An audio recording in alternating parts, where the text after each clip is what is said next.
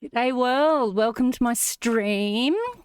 Yeah, we've got some big storms here today. So g'day Horror Freak, g'day Hatchback, thanks for joining me. You've come right at the beginning, so I hope you don't mind. We're going to do some news to start with, and it's been a big week, so we've got a fair bit.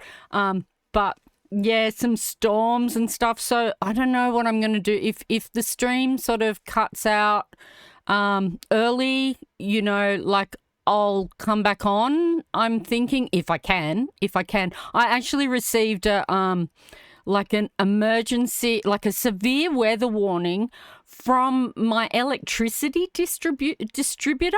So like not even my electricity provider, the distributor of electricity into the area.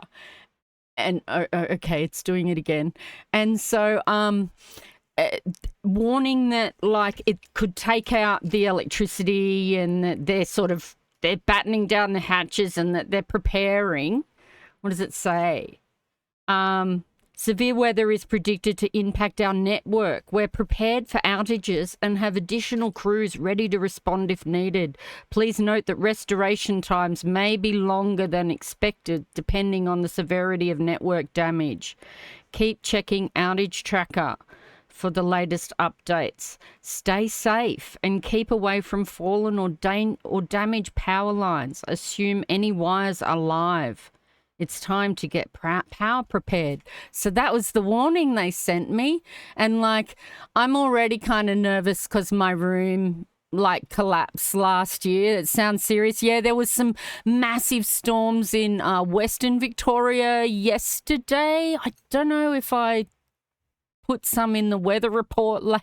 Maybe I'll find some, but they had big hailstorms. So the smallest were like the size of golf balls, and then they had big ones that were up to like, they were a couple of inches across. So yeah, it was and heaps of it. Like there were people doing snow angels in the hail. So like after it had stopped, obviously.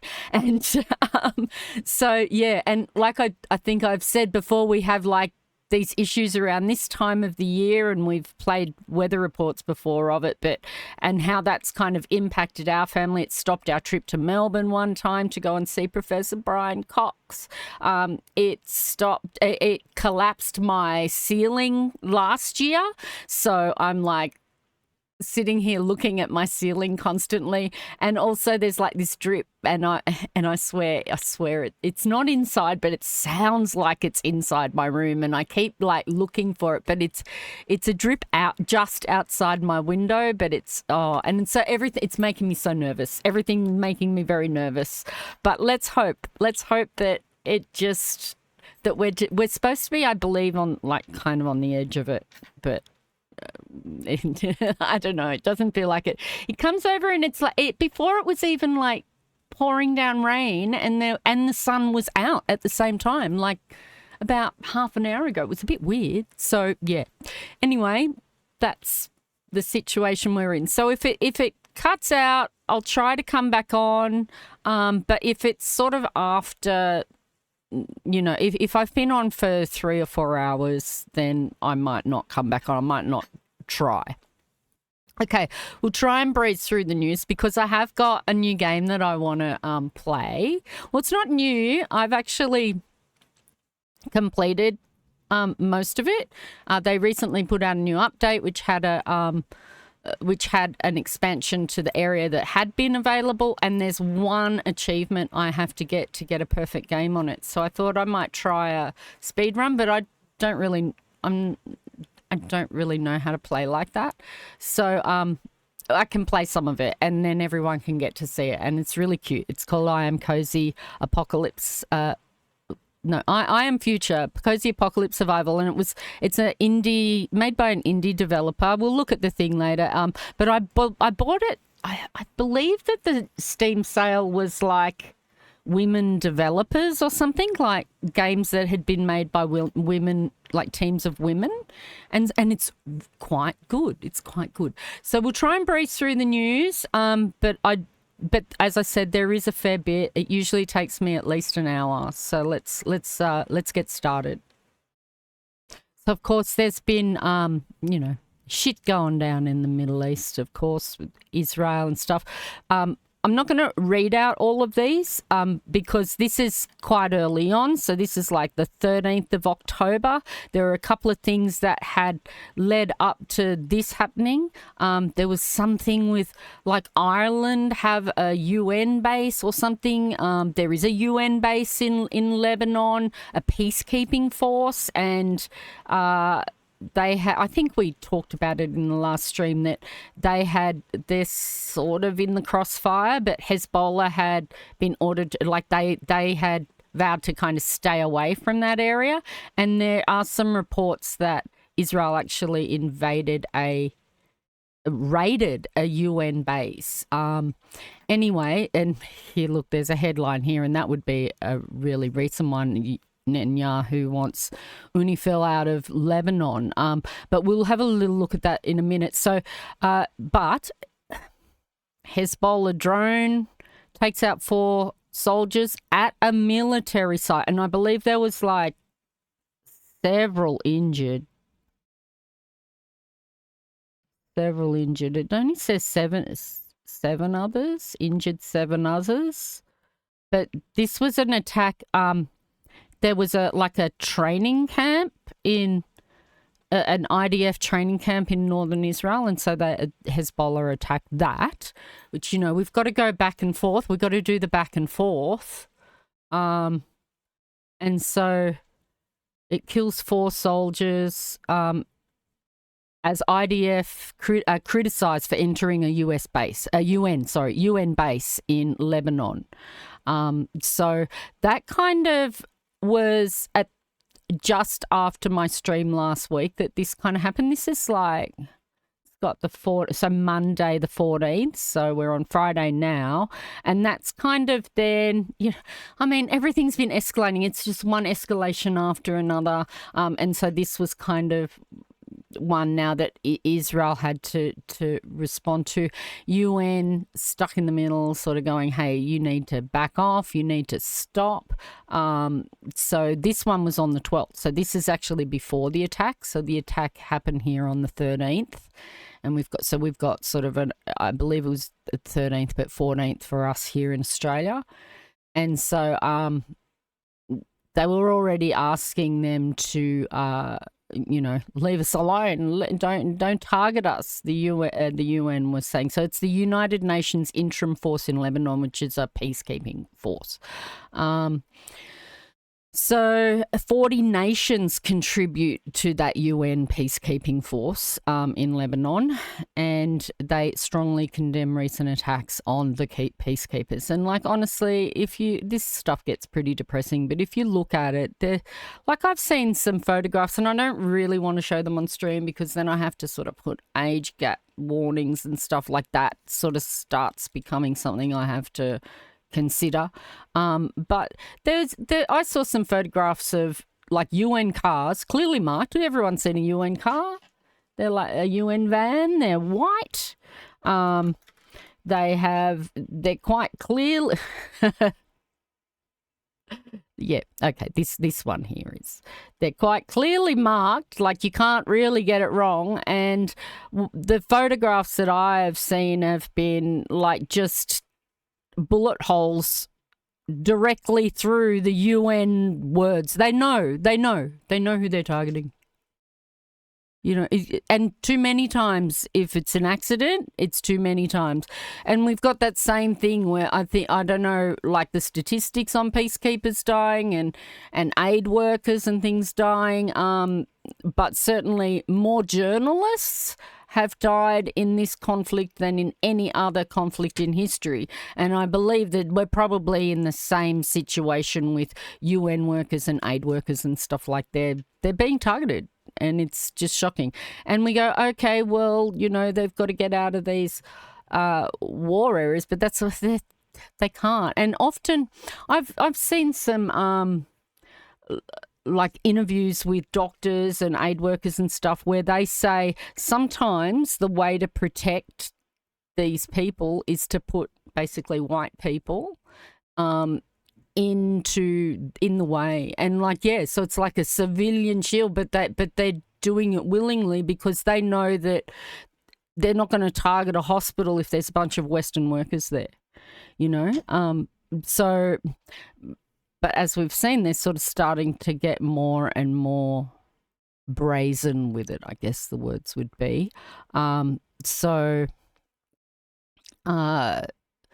UN interim force had hit one of the peacekeepers, the 5th wounded in South Lebanon, and that's kind of sparked this thing where then Hezbollah went and attacked this Israeli military site in the north. So then we have some propaganda here. I ended up getting in a big argument with everybody and ended up getting I don't know, maybe I was getting shadow banned. I don't know, but they don't like it when, like, I end up getting reduced. This is kind of why I really like Twitch, because I get to say my opinion and no one can really, like, I self-censor, but no one can really, like, shadow ban my comment. And I try to get in these discussions on YouTube and you can't drop links. You get shadow banned to the point that your comment, you have to reduce your comment to like 5 words that have been so like sanitized that you're basically saying nothing. And so, you know, like that's why I'm like, I quite like this. This is a platform in which I get to say my opinion. Perhaps I'll get to meet people that are like-minded, you know. Not everyone has to have the same opinions, but because I'm a free speech advocate. I've said it before. And so I don't really like it when they censor this sort of discussion. It's one thing to censor illegal discussion, but I'm not inciting anyone by pointing out, basically I pointed out that Israel has bunkers and tunnels too, and people were like, but that's for civilians, and that I couldn't tell the difference. And I'm like, you think that the IDF doesn't have them as well? And like, this is this constant thing that they keep giving us the same stories, though, you know. We hear the same one, it's about Hamas, and then the next one's about Hezbollah and stuff like that. And so and that the civilians choose this, and it's quite convoluted in my opinion. So they found this bunker which was in Israel, was in Lebanon, southern Lebanon, but apparently having a military force or something is against some UN convention, right? Or having any sort of Hezbollah or anything, whatever it is, they're not supposed to be in southern Lebanon due to some UN convention. And I'm like, but the Israelis themselves, so they're complaining about this, and the Israelis themselves don't listen to the UN, ever. In fact, their whole existence and occupation of Palestinian territories, that is how much they respect the UN. When people talk about the two-state solution, this is the two-state solution. It doesn't, this is what it looks like, you know, where Israel doesn't really respect what the UN resolutions have been. And when you look at Israel and that whole area on a map, like, it's just all dotted lines because there's no clear borders. Israel has gone and like moved into areas it's not supposed to be in, even in the West Bank, even in Golan Heights and stuff like that, inflaming the situation. So, you know, anyway, I'm not going to blame because I shouldn't use that word, but I really don't like this guy, right? He's a propagandist and I don't want to platform his message. I just wanted to point out that they found this bunker thing and they put out this propaganda thing, you know, here's another bunker. It was like when they found all this stuff, they found like this hospital and they put out all this propaganda material around this hospital and they showed us, here, look, we found these guns behind an MRI machine. Like seriously, you can't store like guns and ammunition in a room with an MRI machine, you know, and that there was bunkers and stuff. Oh, it's just, I just find it's quite convoluted and untrue as far as I'm concerned. So I'm not going to platform him. I just wanted to, like, I do sort of try to show both sides. His claim, there's a bunker. I'm going to give my opinion though, because that's what I'm here for. So the UN Security Council then have backed Lebanon peacekeepers after the Israeli attacks, and this is 3 days ago. And she said, I mean, and they don't always drive around in these sort of armoured vehicles type things. They have just normal little vans, as we were looking at before, often. So, yeah. Expressed strong concern after several UN peacekeeping positions in southern Lebanon came under fire amid clashes between the Israeli military. And the thing I'm going to point out is that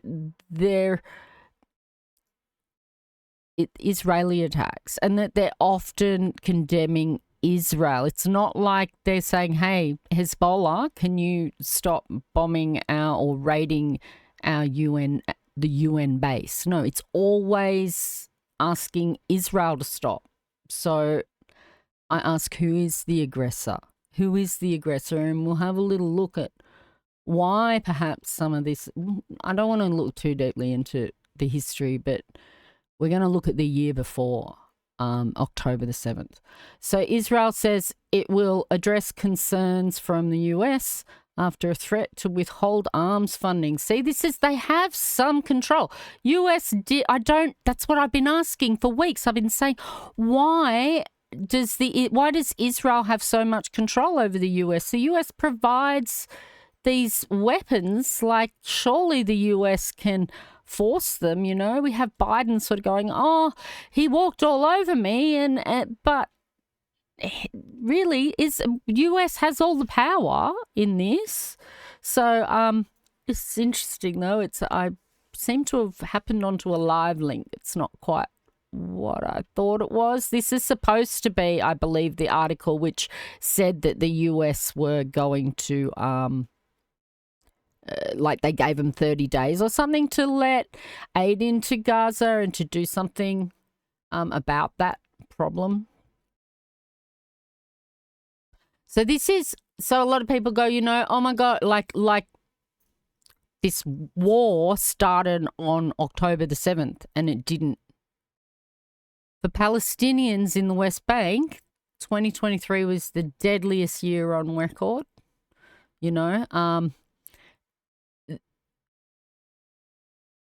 and someone disingenuously came in and said to me, oh, deadliest on what measure? And it's like record-breaking death tolls, were they being disingenuous, or did they just not know the definition of deadliest? Seriously. And then they expect there to be no consequences for that. Now, I don't condone actions against individuals. The October 7 attacks were indeed terrible attacks, horrible things to enact on individuals, and like we say, is civilians. I think that there was a lot of propaganda about what happened on the day, and as far as I understand, there were a lot of people that were also there were some military that was killed in some of the numbers that they give us. And sometimes when they give us numbers about Israeli deaths, they make out like it's a civilian death, and it's not. That was kind of what was going on here at first, until people started really pointing out, hey, these were soldiers that died. Some of the headlines initially were kind of making out that it was civilians. So for Palestinians, it had been the deadliest year, right? And so in the end, they're going to retaliate, and they don't necessarily have the technical means to retaliate. I don't condone the way they did it, like I said. And Hassan says something like don't attack the individual, attack the system sort of thing. So yeah. This one the year before. So I'm not going to go into the whole year. It's got a bit of thing here where it talks about it's not too bad, this article. I'm keen to get on to other things because I have a lot of news.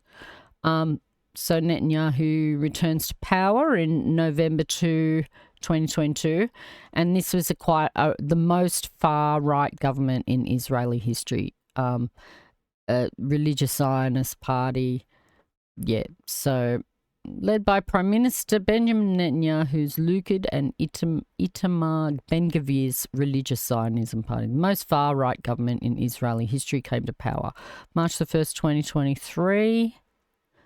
The Huwara program. Hundreds of Palestinians in the occupied West Bank were injured by mobs of armed Israeli settlers, and settler attacks are quite common. And even in Gaza and in the West Bank, often you can find these videos where they have not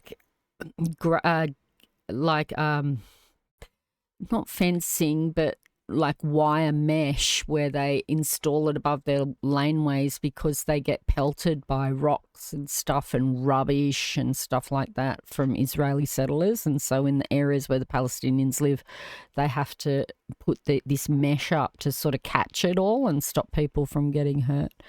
And that's how they live day to day. That's not now. That's how they were living, and how they do live.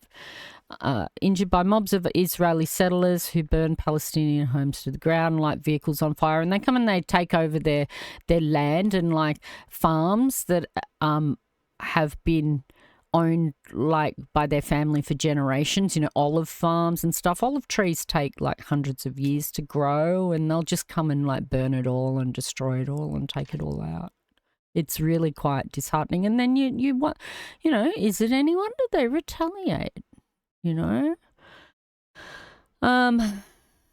March the 8th, the quiet racist part out loud. What is this? This is from the Jewish Voice for Peace, by the way, this article. This is not this is an Al Jazeera or something. We're looking at the Jewish voices.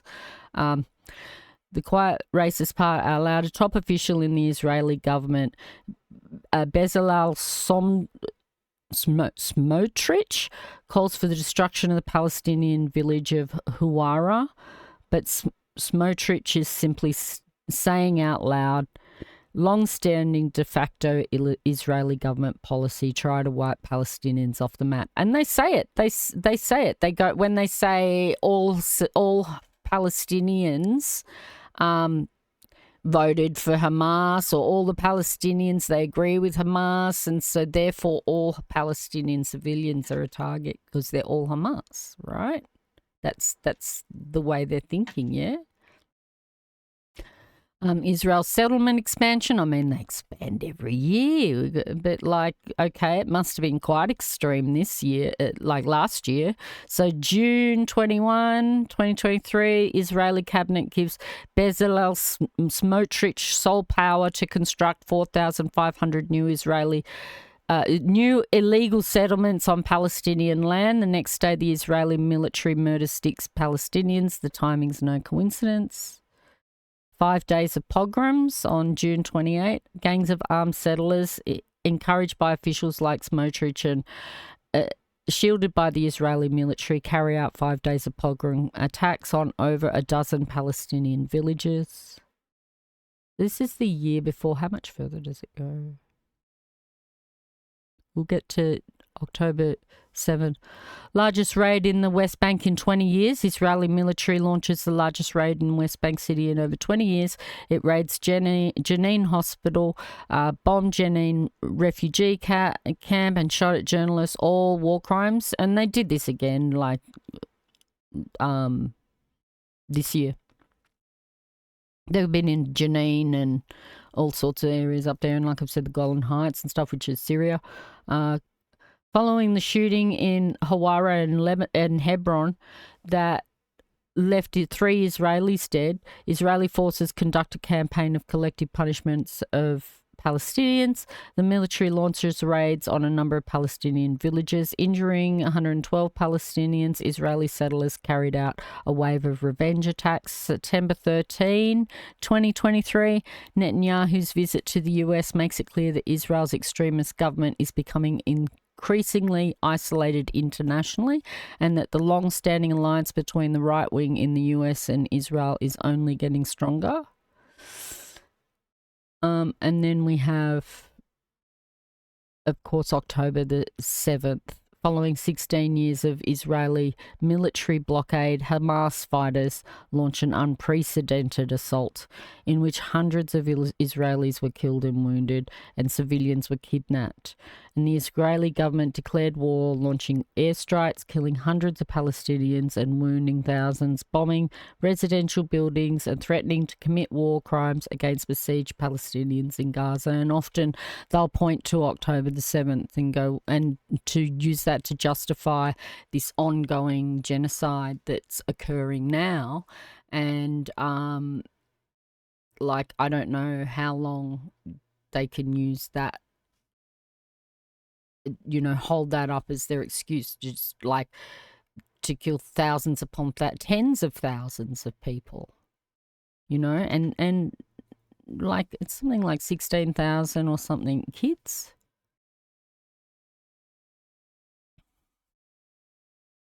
Jewish Voice for Peace mourns deeply over the 1,200 Israelis killed and the families destroyed, including many of our own, and fears for the lives of Israelis taken hostage. Horrifyingly, the Israeli and American governments are weaponizing these deaths to fuel a genocidal war against Palestinians in Gaza, pledging to open the gates of hell. And that's basically where we're at, All of Palestine's under attack. Even before October 7 this year was already the deadliest on record for Palestinians in the occupied West Bank. But in the last 6 weeks, over 200 people in the West Bank have been killed by Israeli military and Jewish settlers, on top of thousands of Palestinians killed in Gaza by Israelis' indiscriminate bombing. And so we hear a lot about Gaza, but we don't hear so much about the attacks that are continuing to happen in the West Bank today. Lebanon. So they struck this village. I didn't watch it all. Israel has launched a new strike on Lebanon, this time on a Christian village. The ABC's Global Affairs editor, John Lyons, is in Beirut. John, good morning. Yes, bring us up to speed with the latest. Yes, Michael. A short time ago, the news emerged that Israel had bombed that village in the north of Lebanon, the village of A2. It's a predominantly Christian village. They hit and destroyed a residential building there. At least 22 people reported dead. Believed to be the death toll is likely to go up because it's understood there are some people who are under the rubble, some alive and some dead. And I understand this was in retaliation for the 4 soldiers. I'm not going to watch all that. It's just more of the same. Like, I just want it to stop, and I feel powerless and to do so. But I want to say what I think it's important that people say and speak against it, because it's just. Yeah. Here we go. Here's what I was talking about, how they gave them 30 days. Because they're just so brazen. It's just so brazen, and so I don't understand it, and I don't like where it's 2024, and we look, at least I hope we look with disgust at things like what happened in Nazi Germany to the Jewish, or what happened in South Africa with their apartheid. And we look at these things, and I thought that perhaps maybe we had moved beyond that, that this sort of thing wouldn't be acceptable to this level that it is happening. I hope this might have it. Okay, so I'm going to give like a warning, but I'm not going to put a content warning up. It is news, so I believe all news is like G-rated.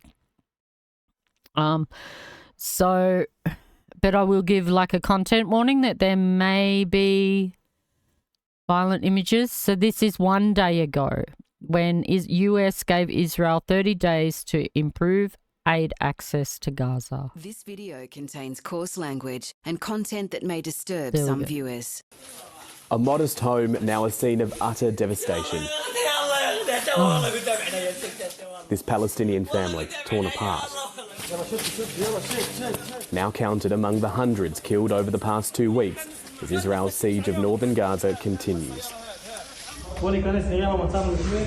The IDF releasing video accusing Hamas of using civilian areas such as health clinics to store weapons. Everything here is a cynical exploitation of the civilian population. But the impact of Israel's strikes is impossible to ignore. The humanitarian situation in the north is catastrophic, severely compromising people's access to means of survival. The US issuing its ally a written letter outlining steps Israel must take within 30 days to improve the deteriorating humanitarian situation. Israel is said to be reviewing the request thoroughly. Ultimately, what we want to see here is results. This isn't about making a rhetorical statement. It's not about making any kind of threats. It's about seeing the situation reversed. If there aren't results, the US has warned Israel it could face potential restrictions on military aid. Something which may ring hollow as parts of the United States' advanced anti-missile system known as THAAD arrive in Israel. It does show not just in words but in deeds as well. The US willing to defend this country. The United States is also opposing the widening scope of Israeli airstrikes on the Lebanese capital Beirut, with civilian casualties mounting by the day. Despite calls for a ceasefire, Israel says it won't agree to any deal which allows Hezbollah to rearm and to regroup. But Hezbollah says the only way for Israelis to return to their homes in the north of the country is to agree to such a peace deal. The solution is a ceasefire. If the Israeli entity does not want to, we will continue. In southern Lebanon, IDF soldiers raise the Israeli flag. And Israel keeps claiming, no, they want to wipe us out. But that's not what they keep saying. They keep saying, we just want a ceasefire, right? And we keep hearing these words from Israel that they want to wipe out, I don't know, they think they're going to wipe out, I don't know, there is so many Muslims in the world and Islamic and it's huge. It's I don't understand. And there's no evidence that they just keep saying that they want a ceasefire, and every time we're going to find out, every time they get somewhere, they go and they kill the negotiators. Near a monument do in they Labuna, get anywhere? and No, launch an early really. morning strike further north in the capital Beirut, a sign that any talk of laying down arms is likely a long way off. Matthew Doran, ABC News, Jerusalem. Always do that. Stop quite close to the end of the video. I hear about, or I see these things, they target Israel and it's military that are dying. It's not civilians. And then we hear about Israel strikes and we're getting, civilian deaths.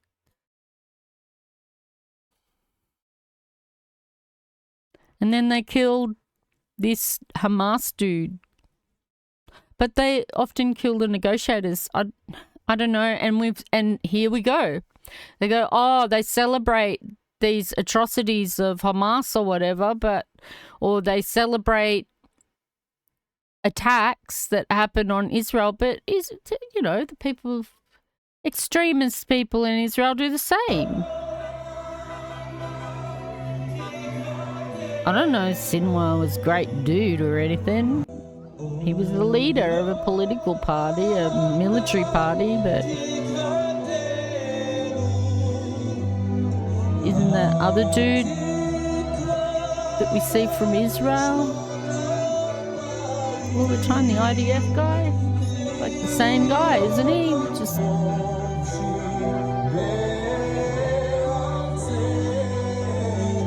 מדינת ישראל סגרה היום חשבון ארוך שנים עם יחיא סינואר, רוצח ומחבל שפל. יחיא סינואר זה המחבל, רב המחבלים. שתכנן וביצע את ה-7 באוקטובר, שבו נרצחו כל כך הרבה ישראלים תמימים, ילדים, נשים וזקנים.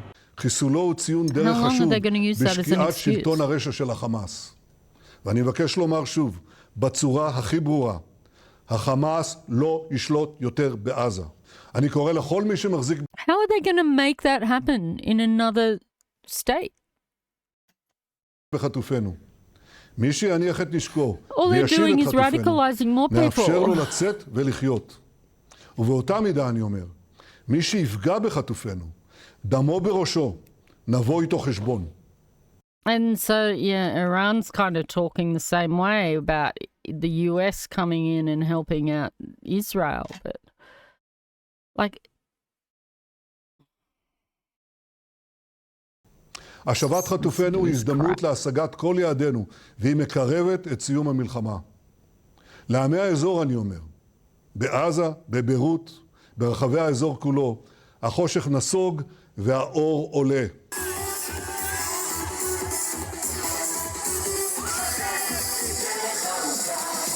I don't know, like, do they think no one's going to take his place? Maybe. Like...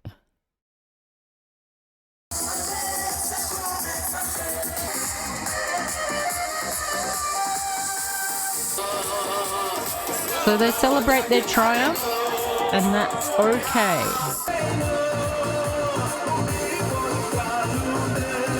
Sinwar was responsible for the killing of thousands of innocent people, including the victims of October 7 and hostages killed in Gaza. He had American blood on his hands. Today, I can only hope that the families of the victims of Hamas feel a sense and measure of relief. Sinwar was the mastermind of October 7, the deadliest day for the Jewish people since the Holocaust. A terrorist attack that killed 1,200 innocent people and included horrific sexual violence and more than 250 hostages. There's actually no proof of that. They just say it. Is taken into Perhaps Gaza, there was. There may have been some. Living. It's certainly hypocritical coming from the Americans and the things that we've seen that came out of the Iraq war and Afghanistan war. This is all dehumanizing stuff. This is all just to dehumanize their cause and to, you know, like give them no right to a state. And this is how they spoke about apartheid and how they spoke about black people, how they spoke. All this sort of language is the same sort of thing. And language was probably used against Jews as well. And deceased who remain in captivity. A terrorist attack that triggered a devastating war in Gaza, a war that has led to unconscionable suffering of many innocent Palestinians and greater instability throughout the Middle East. Did it trigger it? Did it trigger it? Or did maybe, you know, killing hundreds of people beforehand and never letting up, maybe that triggered it? Anyway, that's that. That's Israel. You know, like I saw some, I could bring it up, but I watched another streamer read it out and it was, I will put it up on the screen actually. See if I can find it. A story from the healthcare workers over there. Oh, where is it? Would be in here. Yeah. I'm not going to read it out. I may one day read it out. Like if I get targeted by some person, I'm not going to scroll down any too much further. There we go. We got a little side of it. If anyone comes in and like starts annoying me in the chat, I might have to point this out to them. This article, I watched another streamer read it and she sort of got partway through and ended up having to stop her stream. There's an interview that I saw on the project with a healthcare worker from Doctors Without Borders. all these healthcare workers stationed in Gaza and talking about what they've seen. And I'll read out this part here, which you can see here, and then we'll stop. And then other people, if you choose to, you can go and read this article. It came out on the 9th of October.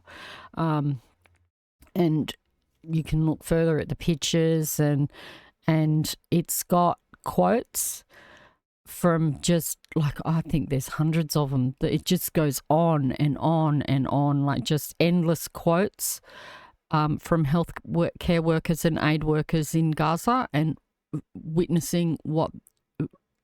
statements of what they've seen. So we'll just read this intro paragraph so that we can see why what Israel is doing goes beyond a military targeting and a military campaign. I worked as a trauma surgeon in Gaza from March 25th to April the 8th. I volunteered in Ukraine and Haiti, and I grew up in Flint, Michigan. I've seen violence and worked in conflict zones. But of the many things that stood out about working in a hospital in Gaza, one thing got to me. Nearly every day I was there, I saw a new young child who had been shot in the head or chest, virtually all of whom went on to die, 13 in total. At the time, I assumed this had to be the work of a particularly sadistic soldier that had been located nearby. But after returning home, I met an emergency medicine physician who had worked in a different hospital in Gaza 2 months before me. I couldn't believe the number of kids I saw shot in the head, I told him. To my surprise, he responded, "Yeah, me too, every single day." And so there's some pictures of the x-rays, and there's more quotes from what people have seen there, which demonstrate that it's more than a military targeting that they're doing. And then they wonder why these kids get radicalised. They'll never get rid of Hamas, and I always wonder why abusive people seem to think that if they get more abusive, that somehow the person's going to like them, and that's just not how it works. People just get more and more resentful. So we're going to move on. It's not great news either, but not many people would know of him probably, but this is a Gen X channel. And so lots of Gen X from Australia would remember George Negus. And so we're just going to we're going to watch this little tribute to George Negus, who was a great journalist. We don't have these sort of journalists really that much. They do exist. A lot of them are being killed in Gaza and in Lebanon and stuff at the moment. But, you know, this sort of traditional journalism where they want to tell the actual story and not just read out a sanitized press release, that's something that we haven't had for a long time, I think, you know, or it's severely lacking these days. I'm sure there are a few out there, but there's not as many these days. And so this guy was one of those. So we'll have a little watch of this as a tribute. Now to the loss of one of the doyens of Australian journalism, George Negus, a man who we can say proudly was a colleague and graced the screens here of Channel 10. And while we had to share him with the other networks over the course of his long and extremely distinguished career, we, like you, were simply captivated by his storytelling, mostly around his love of foreign affairs, soccer, of course, and politics. But in recent years, he fought a valiant battle with Alzheimer's disease, one which today he succumbed to, aged just. That's so frightening, Alzheimer's. Like, he's the man that really, he was quite active and used his brain a lot. It's concerning. 82. 82. A pioneer of journalism. That the whole idea of human rights in El Salvador today is a joke. George Negus was one of Australia's... The old stuff, it's so nostalgic. Original foreign correspondents. There's the all-important passport. He beamed the issues of the world into lounge rooms across the country and, in the process, informed... Look at that. Having, like, doing interviews with Gaddafi and stuff. And I saw some stuff that was, like, recently, you know, that, oh, no, we're platforming these sort of people. But, like, back in these days, an interview like this with a journalist was something that was kind of like, wow, they're doing an interview, you know, like it wasn't considered like he was interacting with a terrorist or something. Gaddafi was literally a president of a country. Generations of viewers. Danger was never far away. These kids way out here in the middle of nowhere are training to be guerrilla fighters to take on the Moroccan. But he called himself an anti-war correspondent because he wanted people to understand the senselessness of conflict. I didn't get a buzz out of that kind of journalism at all. I did it because you had to get close enough to be able to tell people why you shouldn't be there at all. I love it. Anti-war correspondent. I love style it. Combined with the direct interviewing technique cut through the noise to reveal the truth. Negus's 1981 interview with the then British Prime Minister Margaret Thatcher became the stuff of legend. Why do people stop us in the street almost and tell us that Margaret Thatcher isn't just inflexible, she's not just single-minded, on occasion she's plain pig-headed and won't be told by anyone. Would you tell me who has stopped you in the street and said that? Born in Brisbane, his first career was as a school teacher, but he turned to journalism at the age of 28 and went on to work for 4 television networks and 2 print outlets check in a out the career shorts. spanning 50 years. The disaster in Toowoomba unfolded when an intense band of rain hit about 1 p.m. local time. More recently, his incredible brain had started to fail him and he was admitted to a nursing home with Alzheimer's disease. Journalists are not generally loved, but George Negus was loved. He was loved by his family, he was loved by all his colleagues, and he was loved by the Australian people for decades. What I remember most is the commitment and his love of a story. He'd go anywhere in the world to report on just about anything and love it. Negus is survived by his wife and 2 sons. They say he died peacefully in Sydney, surrounded by his loved ones. There's still plenty of work to be done. All the best. George Negus was 82 years old. They did not take up your mantle, Candice George. They did not take first. up your mantle.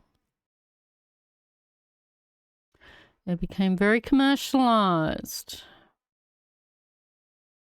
All right. A little bit of weather. Our weather, we've got the sun out again and a big fluffy cloud that's a bit dark looking, but I think it's going that way. I think it's going away. There was some rainfall in the Sahara.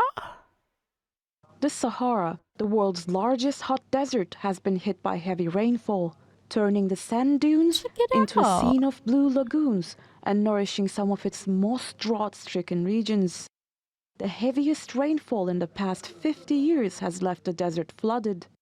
It's been 30 to 50 years since we've had this much rain in such a short space of time.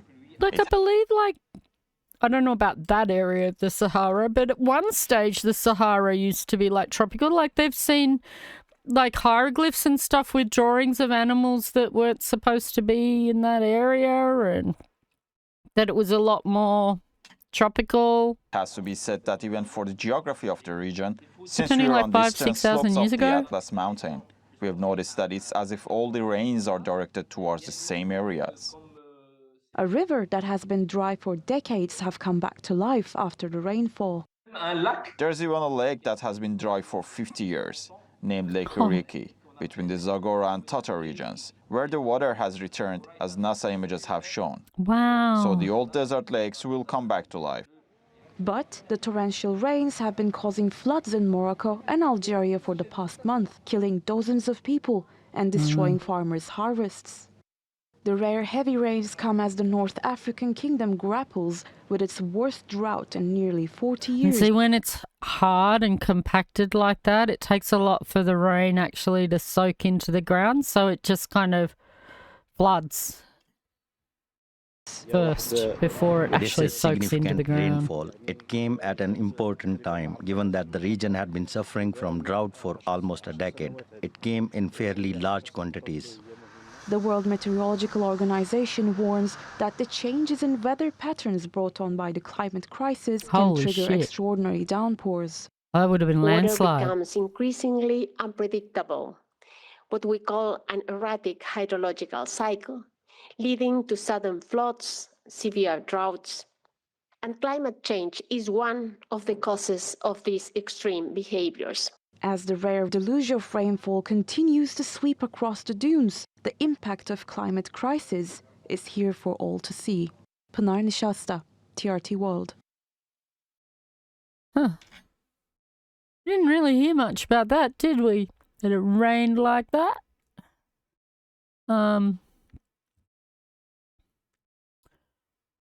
Oh yeah, we played like the preview for this the other day, and so and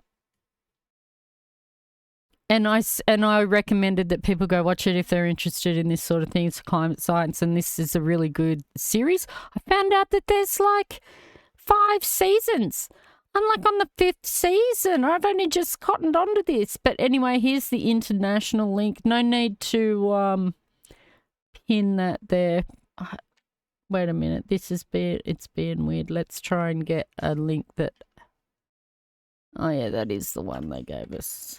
That's for international viewers. Otherwise, US, I believe you can use their app or whatever, but... there is a way for international viewers to watch this series, and it's just really good. She just did some very good work and research, and I think it's a great series. So I recommend people go watch it. We're not going to watch the trailer for it, but I found the link. They finally gave the link with the last trailer that they put out. So, and I went and I watched them all straight away. It was awesome. I've talked about this one. Actually, I might play. Now, I said I wouldn't do this, but I think that it's been far enough since it came out that playing it won't... Oh, dear. I hope I'm... Okay. I hope I'm still on the internet. Yes, I am. I think that at this point we're kind of... advertising it a bit, everyone else does reacts and stuff. I'm not going to play the Trump one. People can go to Juice Media and check out their last one, but this one is an actual call to action, and so I kind of feel like we should watch it, and then people can learn about it, and then we can have a look at it, just a little bit of stuff about Paul Watson. He's awesome. I don't know if I had others yet. So let's watch it. Why not? Hello, I'm from your local government franchise with an update on all the latest bullshit. Today's update is brought to you by the government of Japan. Hello, I'm from the government of Japan, where we've issued a warrant for the arrest of Captain Paul Watson, wanted for the crime of being a fucking legend. Remember that time commercial whaling was banned, but we kept hunting whales in the Southern Ocean Whale Sanctuary by saying it's purely in the interest of science. Well, this fucking legend stopped us from murdering, researching a shit ton of whales. Sometimes I wear a sea shepherd shirt on stream. And as it turned out, he was upholding the law, because the International Court of Justice and Australia's Federal Court subsequently ruled that our whaling was illegal and told us to gitfo. So did we go to jail for acting illegally? Of course not, silly. Instead, we're trying to jail the fucking legend who stopped us from breaking the law. Sure, that might seem unjust, but we've seen other governments prosecuting fucking legends lately, like these ones in Tasmania and these ones in Cambodia. So we thought he was like the Greens leader or something. Japan should have a go at it too. We'd like to thank the Danish government for arresting the fucking legend in Greenland, which is great timing since he was on his way to intercept our new whale killing machine on its maiden voyage to hunt vulnerable fin whales. Tuk tuk, Denmark. You can extradite him to Japan now. Don't worry, we only routinely violate our prisoners' human rights, so thanks to our 99.9% conviction rate, he'll definitely die in jail. We also want to thank our taxpayers for subsidizing the dying dying whale industry. Literally. Even though few of you eat whale, which is why we have to hire influencers to hawk it to you. All to keep our mates in business at this joint. One of our favourite sources of Amakudari positions for retiring officials. I mean, sure, whales are the foundation of an actual industry, whale watching, which generates vast income for communities worldwide. And sure, their feces help feed the phytoplankton that sustains all marine life and produces half the planet's oxygen supply. Yeah, they're like, and sure, they're like super essential. I'd go back to that little bit. They're like super essential. All marine life and produces half the planet's oxygen supply. And sure, there are allies by capturing carbon and storing it for centuries when they die naturally and fall to the sea floor. Unlike our carbon capture and storage projects, which capture fuck all. But why invest in all that when we can kill whales and stick them in a fucking vending machine? And shut the fuck up, Europe. Norway kills more whales than us. What about Iceland's whale fuckery? Or the Faroe Islands and their colourful whale murder festival? Whatever you do, just don't all come together to defend this fucking legend. Or put pressure on us here at the Danish government to release him by protesting outside our embassies. Or put pressure on us here at the Australian government to defend the guy who once helped us uphold the law in Antarctica. But most importantly, don't go straight to this website, which shows how to take these actions right now to free Paul Watson, as that would send out a clear message to all governments to keep our hands off all the planet's warriors, defenders of the wild, and fucking legends out there. This has been a message from your local government franchise. Goodbye. It's kind of my campaign. I'm sort of when the juice media. That if the ocean dies, we all die. Like once Juice Media, like once I cottoned onto it through Juice Media, I was like, oh my God, Paul Watson, because I'm a huge Sea Shepherd fan. And so like, you know, and so I'm a big fan of, he doesn't actually captain the he doesn't captain the Sea Shepherd anymore, but he's still a legend in my eyes. And so a lot of Twitch streamers at the moment and stuff are really doing a push on Chevron, a big anti-Chevron thing, and I've shared it before, but this is my one. I think that I'm going to keep pushing this until someone big, like, you know, like the Juice Media, but someone big like Boy and Hassan maybe get onto this as well. So no need to pin this one, mods. We're just going to pop that one as well in the link. I just want to keep the pin up there that we may get taken out by storms, but I don't know.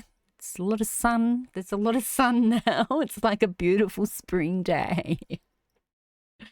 So if people want to go there and check that out, there's, you know, it's a petition. So they're not even asking for any money on this one, just for people to sign the petition. So I'm going to keep pushing it until someone big pushes it, because there is donations. You can donate. Okay. Well, I might have to donate later on. Because he's a legend. And so why did I want to mention that one? Well, I wanted to play that. I've always wanted to play some Juice Media. They're awesome. Everyone go like and subscribe. Put on the noti bell for Juice Media. They're awesome. I believe they're from Melbourne. They've been around for years. They used to do rap news, and now they do these honest government ads, and they're just brilliant. They're just brilliant. I've got something in my eye. I may need to go and deal with it. But this is why I mentioned it, because Captain Paul Watson Foundation, again, go like and subscribe to follow what's happening with Paul Watson. They've got some videos there of him. I think I played one on one of the streams from prison. I might have played it. I'm not sure. But yeah, you can go check that out and watch the progress on getting Captain Paul Watson freed. But Jane Goodall, Dr. Jane Goodall, lady that's famous for hanging out with all the gorillas, she's got a little message for Captain Paul in prison. Dear Paul, I can't bear to think of you still imprisoned, and I send prayers to keep you sane, to bring, you know, compassion to the hearts of those who hold your fate in their hands. I have so admired you. Everything that you've done for the whales, and I've always loved whales, of course. So I send you love and hope against hope that the Danes see sense. Courage and strength. Bye. She's such a she's such a legend. Sorry, in her, she's just such a legend. So yeah, it's no surprise that she supports Captain Paul Watson there. And another reason why I wanted to mention it, we've got from one legend to another there, but we have legend Captain Paul Watson in prison. Here we have some justice finally for some environmental protesters who have avoided jail time. Like the idea of sending non-violent, not dangerous, it's not violent to block the path, to block traffic. It's not violent to, I don't know, throw soup on a Da Vinci painting that's covered in glass. Seriously, it's not a violent action. You're not a danger to other people. You're not going to hurt people doing these protest actions. Yet here we are starting to lock people up because they're getting in the way of corporations, or like we saw all those people getting arrested and like that huge crackdown and everything that happened around the Arms Expo that was in Melbourne. Yeah, insane. Like, no. The protesters, more often than not, I would say 98% of the time, it's protesters are actually non-violent, peaceful protesters, and now there's more and more getting jailed. What Paul Watson did was not violent. Why is he in prison like he's a violent offender that's going to harm other citizens, civilians? He's not. Oh, I'm not going to watch the whole thing. I didn't realise it was 6 minutes 30. But I did want to watch a little bit of the beginning with this lady. She speaks a little bit. So. 71-year-old Lee Coldrake walked out of the Brisbane Magistrates Court, having escaped a jail term. Signed. Thank you. Thank you. Protest again? Of course, I will protest again. My passion for dealing with this issue, which we're handing on to our children and grandchildren, it won't go away. Oh, she's got Extinction Rebellion earrings. Drake was whisked away from the media for fear of saying anything that might harm her 13 co-accused who are awaiting sentencing. They've now been through the courts and she's free to talk. I received a punishment of 5,000. I was quite surprised. I went to a protest with the Knitting Nanas, which is a climate action group in Australia, and they all focus on different aspects of climate change, but they're called the Knitting Nanas, and each sort of area has their own sort of little group of them. And I was quite surprised. Quite a number of older people are part of Extinction Rebellion.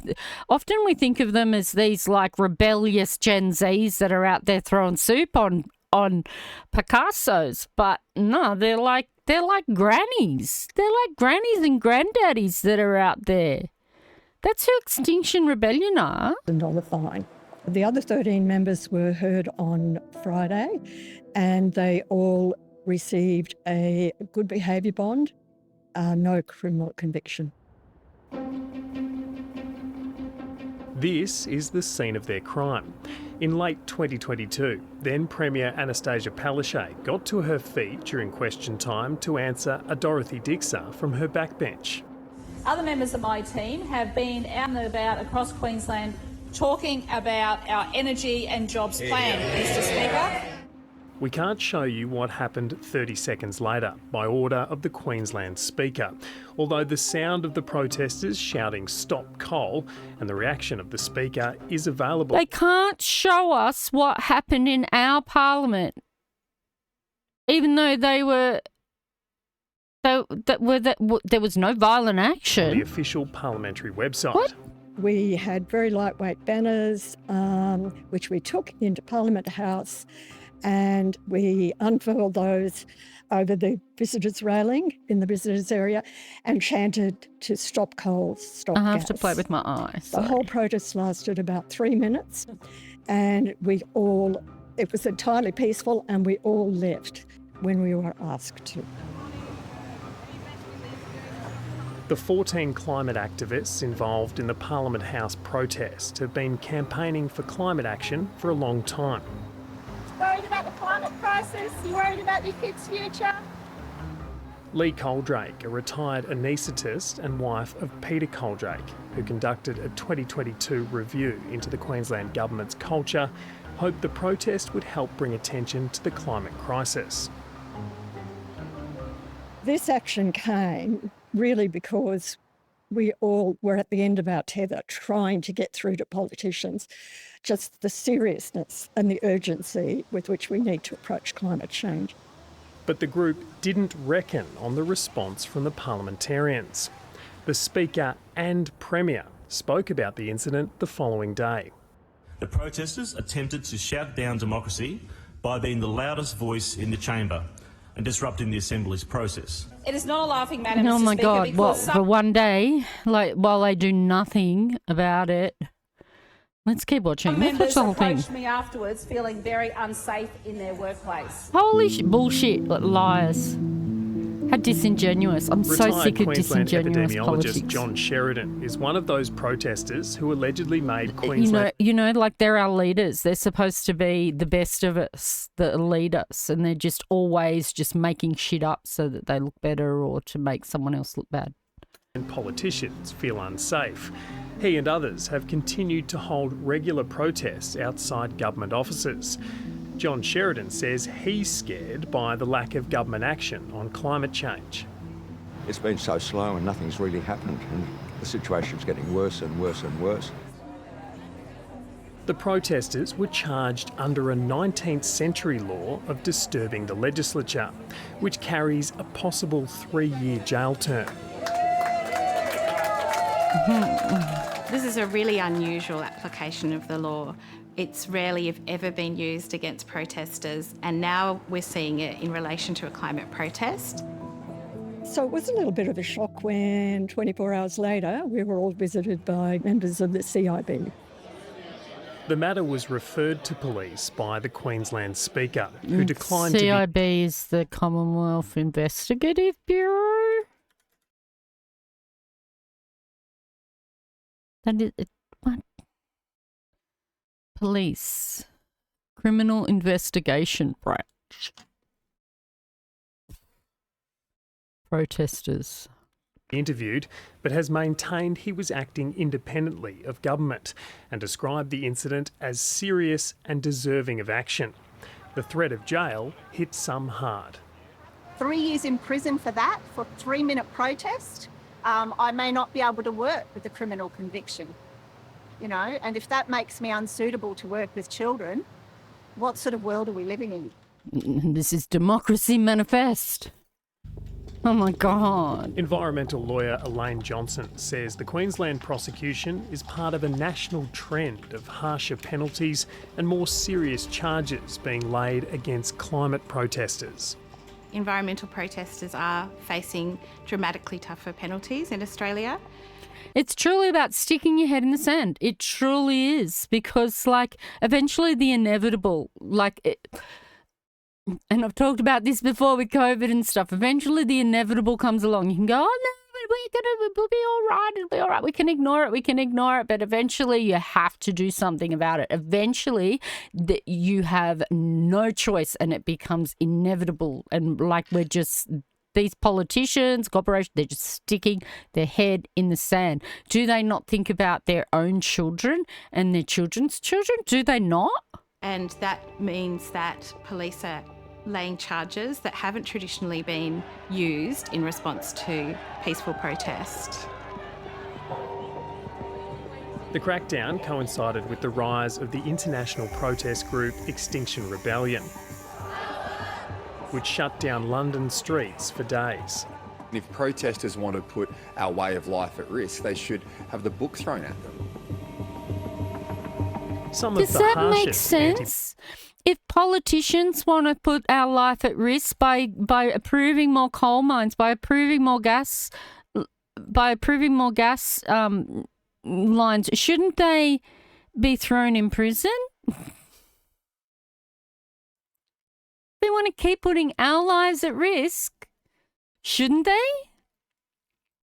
I don't understand how they can honestly run up to the media and say that to the rest of the world, like just with a straight face, and not realise the hypocrisy of their statements. Protest laws were introduced by the New South Wales government, elements of which were repealed late last year after being challenged in the Supreme Court. The High Court of Australia has said that a free and fair democracy requires peaceful protest and the right to protest. That's right. The two cannot be separated. As to the substance what of the democracy complaints by the is. Queensland climate protesters, the minister responsible declined to be interviewed, but said the government had legislated a renewable energy target of 50% by the end of the decade, and it planned to have no regular reliance on coal by 2035. With a state election looming, the climate activists believe both sides aren't ambitious enough. Really, we should be having bipartisan support for this. Our politicians have a duty of care for future generations, and they're abrogating that responsibility at the moment. Been aggregating it forever, and it's a bipartisan thing for it should be bipartisan issue that they're dealing with it scientifically, but of course, no, it's just this thing that they're bipartisan about ignoring. Didn't we do the assassination attempt last time? 4 days ago. Oh, okay. So there was another assassination attempt, but it wasn't an assassination attempt. Well, and I'm not gonna play it. It was quite funny. The guy made the sheriff. Maybe we can skip to him. No, I'm not gonna listen to all his crap. He really upped himself, and his team. They were like, we busted this guy. We busted this fella that was gonna kill President Trump, but the guy turned out to be a sovereign citizen, and there's video of him he's even fully supportive of Jan 6 protesters and all of this sort of stuff. It's just crazy. And he'd come to California with his van full of guns because he'd been targeted and stuff for the material that he'd made in the past as a sovereign citizen. So it was the protective thing, he was America, and they arrested him. Just like the sheriff said, if someone could turn up with all these guns, isn't there a problem in our country? It was so funny. It was hilarious. But yeah, anyway, it turned out there was no real assassination attempt. I believe the guy got fined. I don't know what for. He never took the guns into the event or anything like that. So that happened anyway. And then there was a whole lot of stuff about how Trump did some dancing for 40 minutes at some other, I don't know, it wasn't a rally, but it was something where he spoke. What is this? What have I got a report of here? Mark Zuckerberg reckons he's a civilization grandmaster who could beat anyone in the world, and we should all brace ourselves for his Twitch career. Oh my God, no, let's keep him off Twitch. Let's keep the lizard man off Twitch. Beware Zuck's words are backed by nuclear weapons? What the hell? All right, so he really likes Civilization, the game, obviously. He'll absolutely annihilate you. Actually, he says he'll annihilate anyone at Civilization, declaring himself close to Grandmaster status in the game in an act of hubris, rivaled only by the protagonists of Greek myth. I'd be surprised if anyone in the world could beat me at that, Zuck told, puberty? By Dexterio. Wearing his... What is this? This is all Zuck or all nothing t-shirt that seems to be the only thing he's allowed to wear in 2024. This is hilarious. Which Civ? Zuck doesn't say which one is his favourite, but there's evidence a cunning detective like myself can use to piece together Civ 5. Okay. A photo of Zuck playing Civ 5. So, okay, so Zuck thinks he's the best at that. I still back Zuck against Elon in the boxing match, and I want that to happen. Right, and I hate that brought me onto Zuck's side for something, but yeah, I'm on Zuck's side for the boxing match with Elon for sure. Oh, there it is. The suspect caught outside Trump's rally. Oh, why is that in there? I'm not going to play this. There's a whole thing where he was in this here. This is one Republican in them. The dude here, and this guy's like carrying on about January 6th, and he's like, yeah. So like he was definitely a Trump supporter. I'm not going to watch Hassan Abi. That would be kind of weird to watch another, I don't know. I guess some people do it, watch other streamers on stream. Oh, this news. This is kind of sad. This is kind of Gen X-y in a way, millennial. Liam Payne from One Direction. It looks like, yeah, it looks like it was some pretty sad circumstances that he'd been crying out for help for a while. So this was the initial report. This was like the report that I saw about it, and then there's another report that I found today. As part of the biggest boy band of the 21st century, Liam Payne was once one of the world's most famous faces. Today he died after falling off a third-storey balcony aged just 31. The One Direction singer had been in the spotlight since his first X Factor audition at 14 years old and rocketed to global stardom alongside his bandmates. But in recent years, he had made more headlines than music, speaking candidly about his mental health and addiction struggles and facing allegations of harassment from his ex-fiancée. 1D's stars redefined the relationship between celebrities and their fans, bringing them into their lives through then novel platforms such as Twitter and Instagram. Europe correspondent John Paul Gonzo joins us now from London. And JP, how have those fans reacted as they heard the news? They would have been devastated for sure. Well, Ursula, there is a deep sense of shock and sadness. This news broke late last night local time, so many people woke up to it this morning, seeing it on the front page of the papers or on their phones. There's already been an outpouring of grief and tributes from Liam's friends and music 31. colleagues. He's being remembered as So kind, millennial. polite and Very humble. In much so. Argentina, at that hotel, fans have been gathering outside that hotel to pay their respects. A makeshift memorial there is now underway. We are learning more details about exactly what transpired in the moments before this tragedy. Hotel staff raised the alarm with police. They say that Liam Payne was acting erratically around the hotel, potentially under the influence of drugs and alcohol,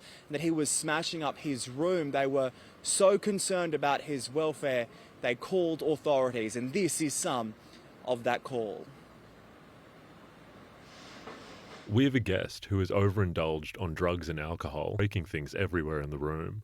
He's in a room with a balcony and, well, we're a bit scared he's going to do something that could endanger him. Well, clearly a very distressing situation with a tragic outcome. At this stage, we haven't heard anything yet from Liam Payne's former bandmates from One Direction, but we do have a statement tonight from the X Factor, the show that made him famous. It says, "We are heartbroken by the sad passing of Liam Payne. He was immensely talented, and as part of One Direction, Liam will leave a lasting legacy on the music industry and fans around the world." Of course, those fans are grieving. That will continue for some time. That police investigation also underway as authorities try to work out exactly what happened in that hotel room. Ursula? We don't need to watch the other one because it's not much different. It was the other article I have was pretty much that they'd released that 911 call there was also some stuff with TMZ apparently had put out a photo that showed part, like his arm after, and the police sort of cover over him, so it was a bit in bad taste. That's not news, but I would like to alert everyone to this wonderful lady, and we'll play a little bit. She says this is the royalty-free kids edit edition, so we're going to just have a quick look at it, but people need to go and check her out, Smack McCreena. All right, she's awesome. I saw her work at the art gallery in Melbourne, but she's hydraulic press girl, people might know her as. This is so clever.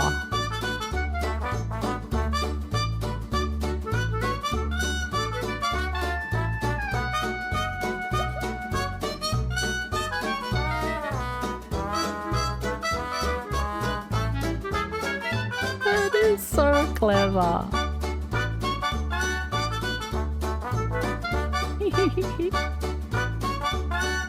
And the detail she has, like the little move of effort. Just stuck to it. It goes everywhere. With stripy socks for the Pepsi can. This is on point. Look at this.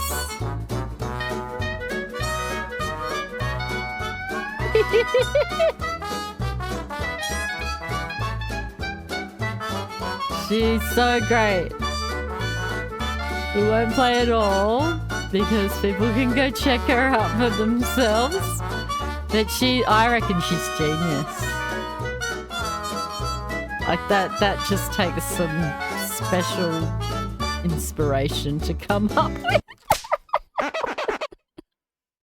There we go. We just play the little headline and then people can go check it out themselves. But her channel, Smack McCreena, are on YouTube and she's just brilliant. And she's got a new kids one. The kids channel, The Smack Show. So everyone can go check that out. She's really good. She's genius. Not really news, but I wanted to end the news with some positive stuff after all that sort of sad stuff. And so a little bit of science news. We don't like Elon, but we do like SpaceX because it's the scientists at SpaceX that do the work, not Elon. Though Elon is pretty smart about rocket science, from what I understand. Like he does know rockets. Okay. This is so cool. The environmental damage from the use of these fuels, but the science. But yeah, this is very cool. Well, Elon Musk's Starship rocket has performed a remarkable feat by lifting off from a launch pad in Texas before its first stage booster was recaptured on the very same spot. Our North America Bureau Chief, Jade McMillan, joins us now from Washington. Good morning, Jade. Just take us through how all of this unfolded. Well, this was the 5th test flight of the SpaceX Starship rocket, but it was really the most ambitious so far. And that's because this time, once the uncrewed Starship had lifted off from Texas, the Starship itself kept going for about an hour before landing in the Indian Ocean, far off the coast of Western Australia. But the bottom part of the rocket, that is known as the Super Heavy booster, made its way successfully back to the launch pad. It used its engines to slow its descent, and it was then caught by these enormous metal arms on the launch tower that have been dubbed chopsticks. So Elon Musk has hailed this as a big step towards making life multi-planetary. In his words, this is all part of SpaceX's so it's got 140, 120 kilometres an hour. And eventually send them to Mars. That's absolutely fantastic. Wow. Have a look at that. So they caught it and it was going like 10k an hour. Again.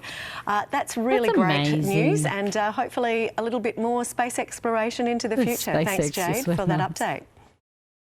That's just so amazing. That is science, you know, like people go, oh, science is belief, but when you look at something like that, no, that's something that they've tested. You repeat it, and they've got a result from it that's real. Like, it's science. You can't do that just by magic. It's like we were talking the other day about the cars. Like some people think that cars just run on magic nowadays, and I was like, yeah, they kind of do. Like because it's electronics, like it's not magic, it's science. But that's the thing, like you can't do mechanics so much on cars these days, but because you have to understand that science of electronics. But what they do with rocket science, that's just incredible what they did. That was just amazing.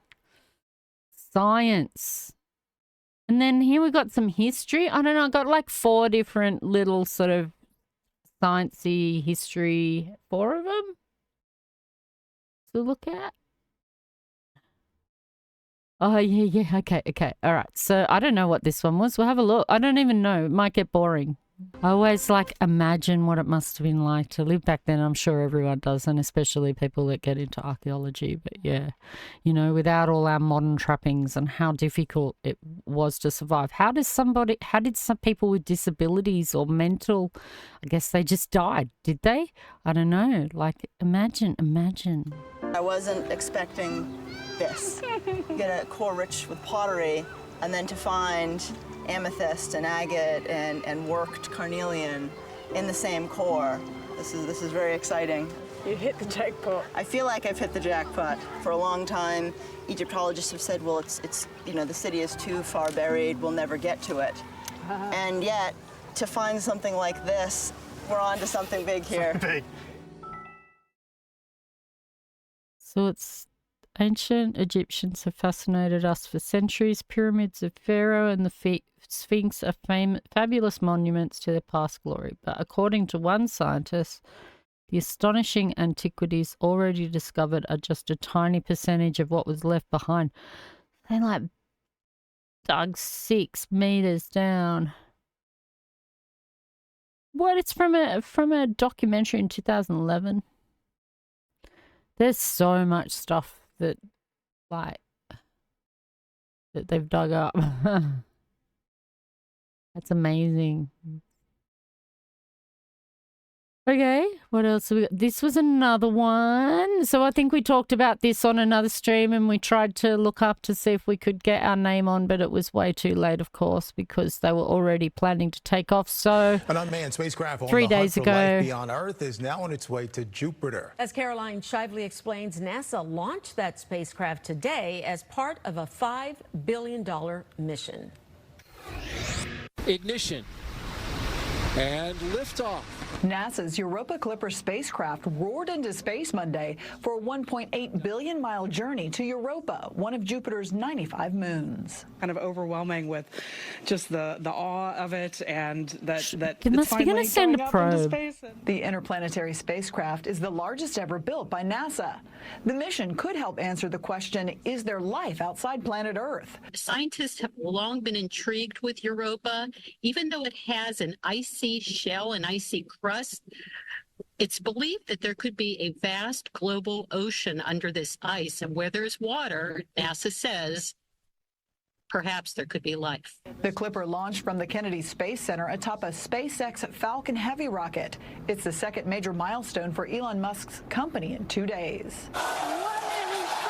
Yeah, a little report on On Sunday, SpaceX completed a test flight of its Super Heavy rocket in Texas, where enormous mechanical arms caught the returning booster on the launch pad, part of the company's plan to build reusable vehicles for the moon and Mars. This was So the what Clip first is test, going but to that ability to do Europa. that is incredible, economically and in terms of getting us to the next frontier. We'll have to wait some time to learn more about Europa. The Clipper won't reach Jupiter's orbit until the year 2030. In Washington, 2030. Caroline Shively, Fox 32, Chicago. I don't know if Europa is the one that's got the volcanic jets or...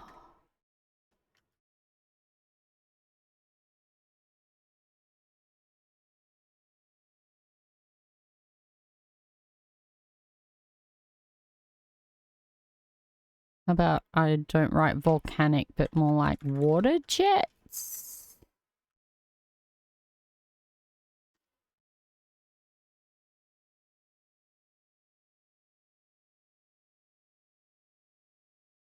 Europa. Is Europa? Where's Europa? Is it around Saturn or or Jupiter? It's Jupiter.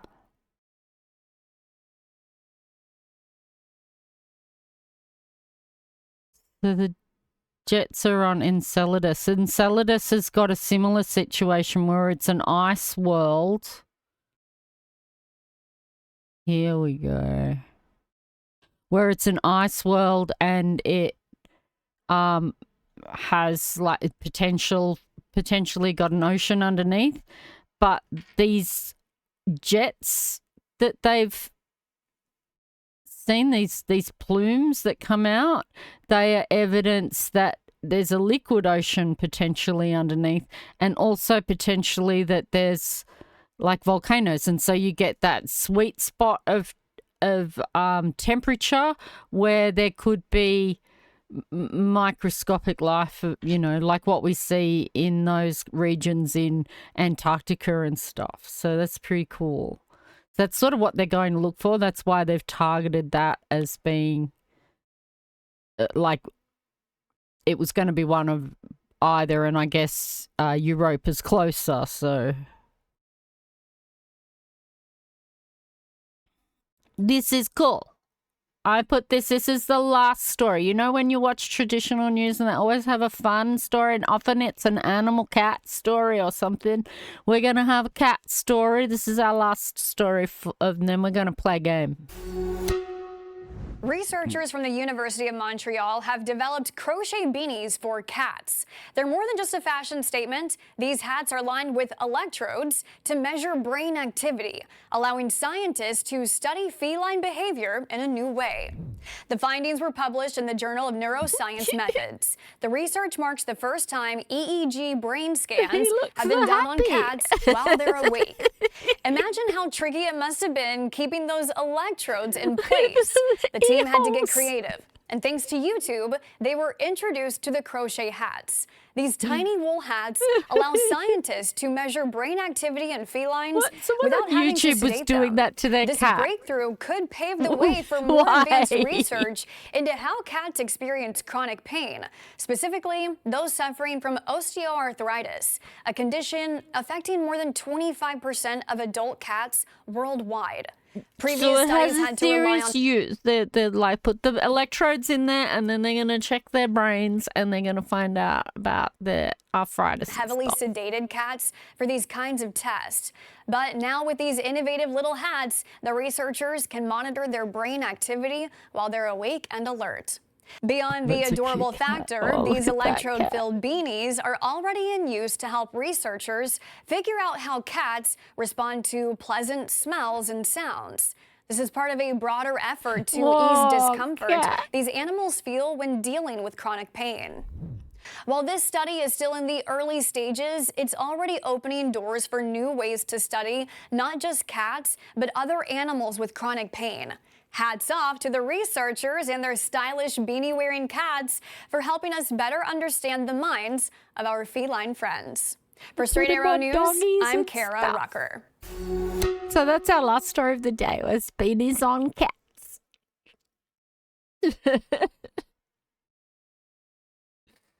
Yeah.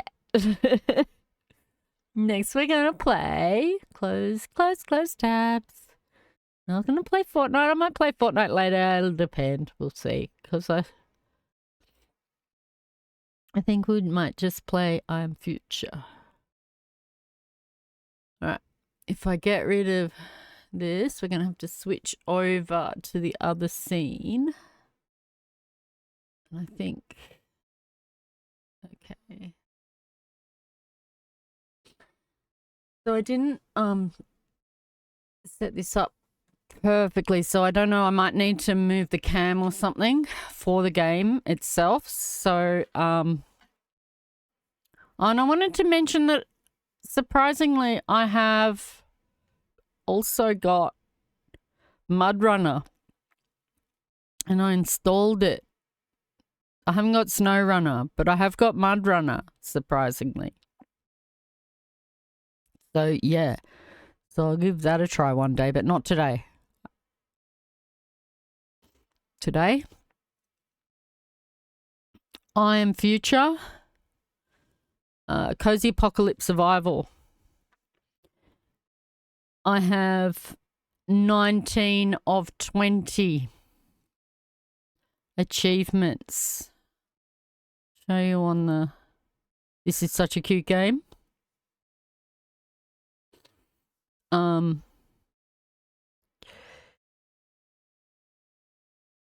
View all 20 achievements.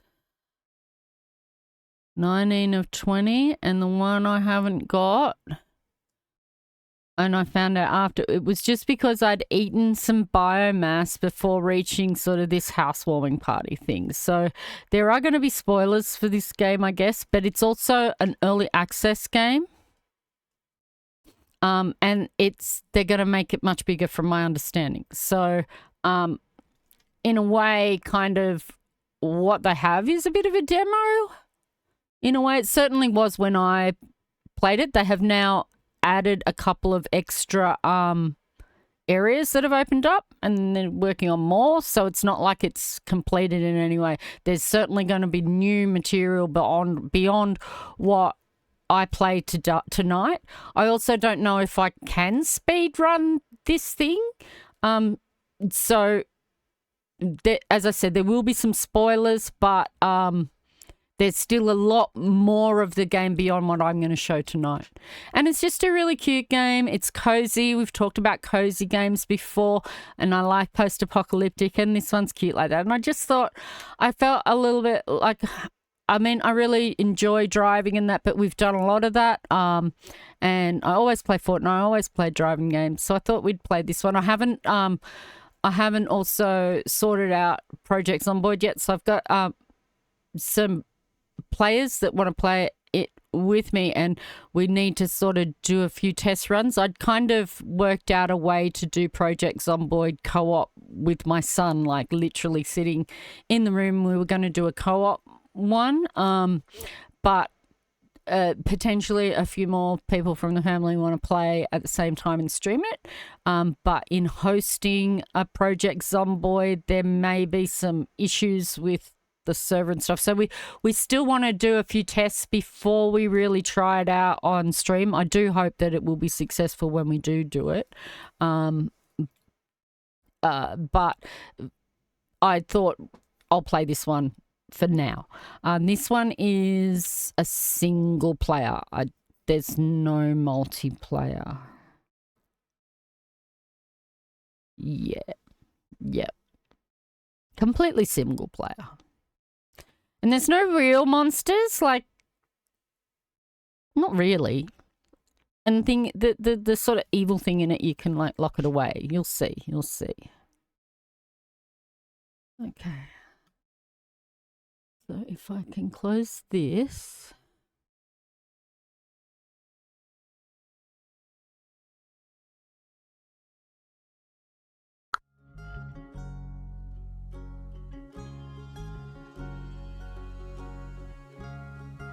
As I said earlier, I believe I bought this through a Steam sale that was women developers.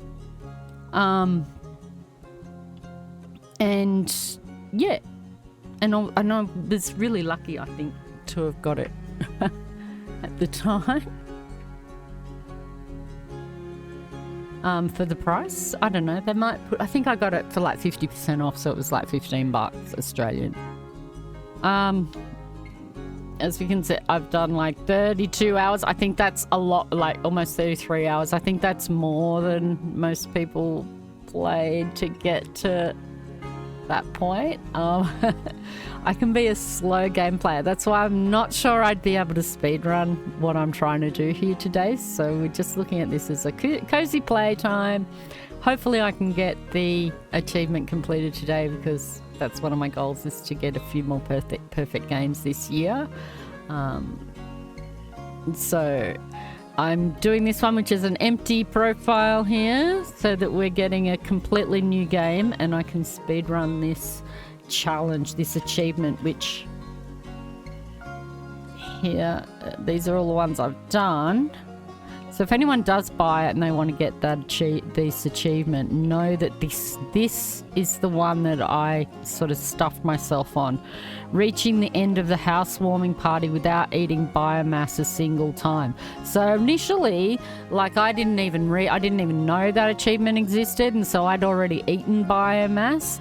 But then I thought maybe there's like a housewarming party and the housewarming party goes for a long time, and so you don't want to have to eat biomass. So I kind of like did this whole prepper thing for the housewarming party, and that wasn't it at all. You just have to reach to that stage of the game and and not eat the biomass. So we may be able to speedrun it. I probably didn't need to do like all the prepper survival stuff to get to that stage of the game. So let's see how we go.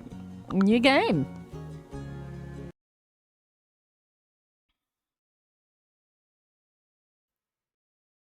Also include unpredictable bugs or temporary content. If you run into any problems, let us know. Despite the apocalypse going on, we'll be glad to help. Okay. Oh, I wonder if that would translate across a stream, but if there's motion sickness, I can turn off the smooth camera settings because I have got VSync on. It's not really a motion-y game though.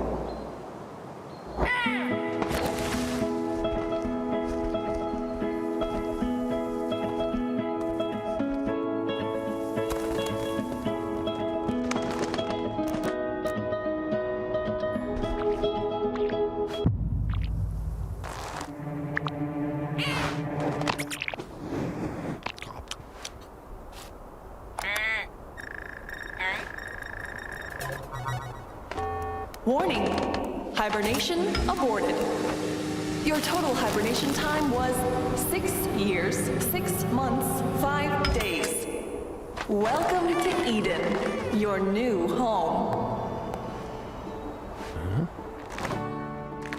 I have no idea where the hell I am. But damn, this place is gorgeous.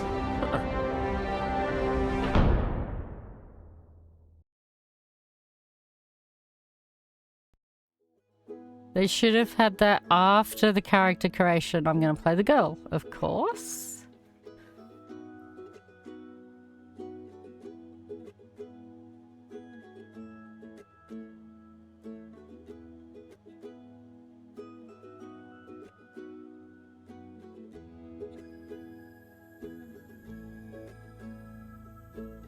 I might just change the title. But also there doesn't seem to be like a category for this game, unfortunately. So, and there doesn't seem to be like just a simple gaming category that's like, there is one called games and demos, but it's a bit like it has no icon or anything like that. So I feel like I just want to leave it on just chatting and let people find us that way. So let's go done. Hopefully that changed the title. Why is there a star at the beginning? All right.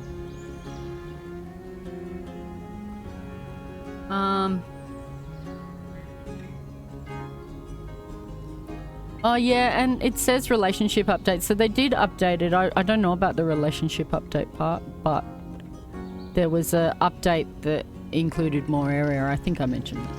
Finally I got some decent sleep.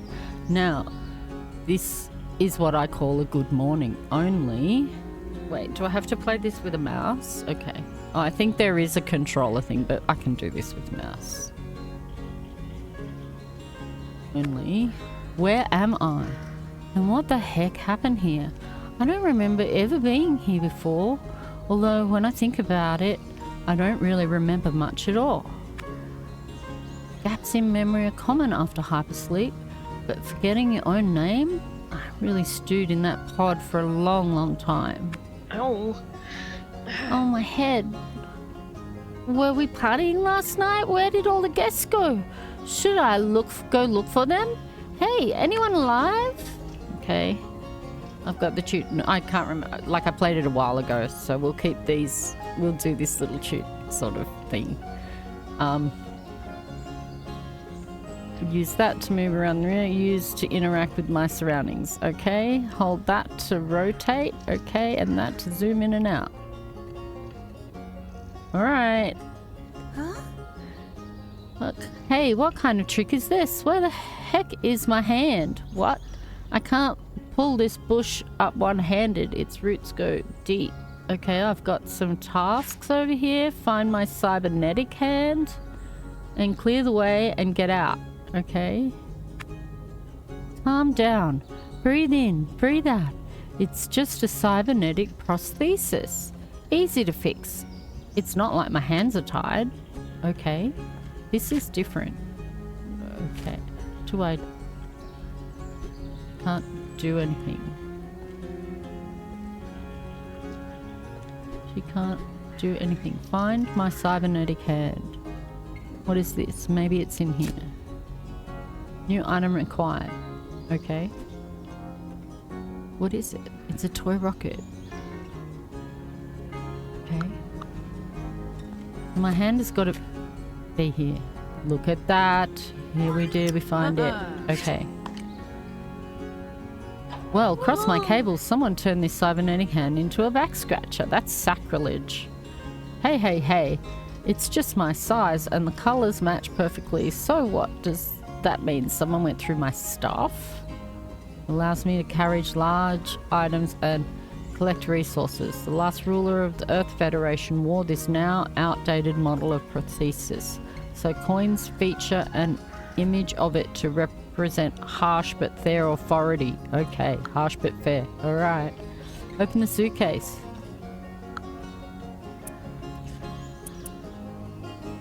Change. Oh! Oh! Okay. Should I go bald head? Let's design her. And we can have different hair. Well, like, the choices aren't very... What is it called? Commoner. Let's put purple hair or red hair. Let's go with the purple.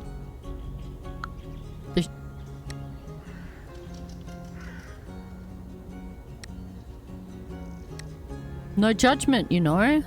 Like...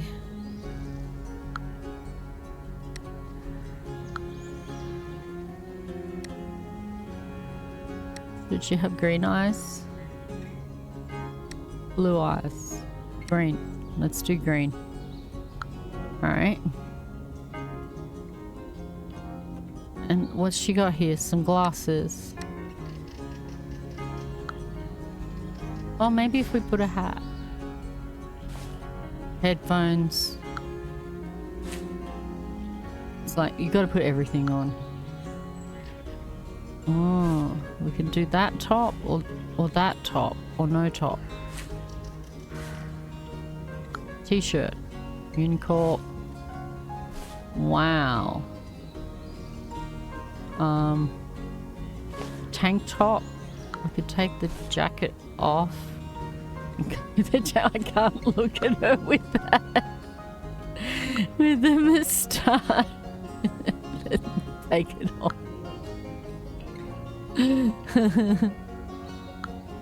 And the lace a bit much. Alright. We'll try and be a bit practical here. Put a red shirt. Unless people would prefer that let's do the shorts. That I put the beard back on her. Is she gonna have socks? Pink socks. Buddy. Like, I'm a white lady. I'm gonna play the white lady. Was there other selections? No. Legs, shoes, socks. Okay. Going for shorts. Oh yeah, that's right. Okay.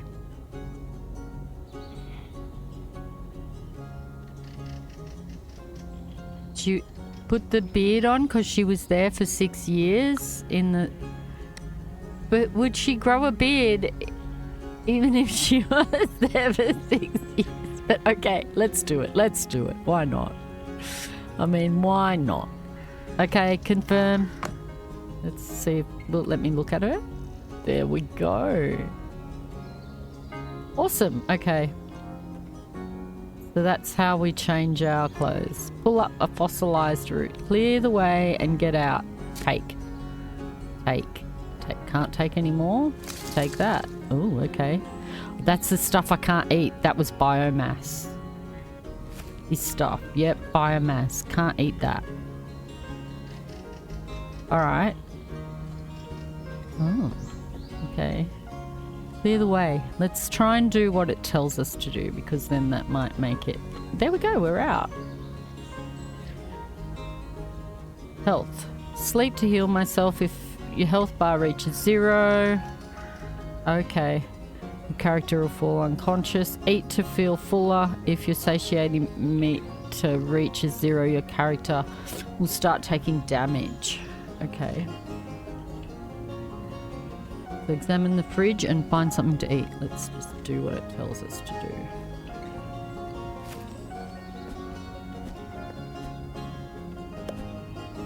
Somebody pinched me a fridge on the roof. I may not know who I am, but I do know I'm a lucky lady. Stupid door, let me in. Oh well, no problem. I'll swap the battery out for a new one and open sesame. Hey, it looks like I know a thing or two about gadgets. I must have been an engineer in my past life, no doubt. Okay, so we need to find the fridge battery. Something here. What was that? New item acquired. A new hairstyle. What the?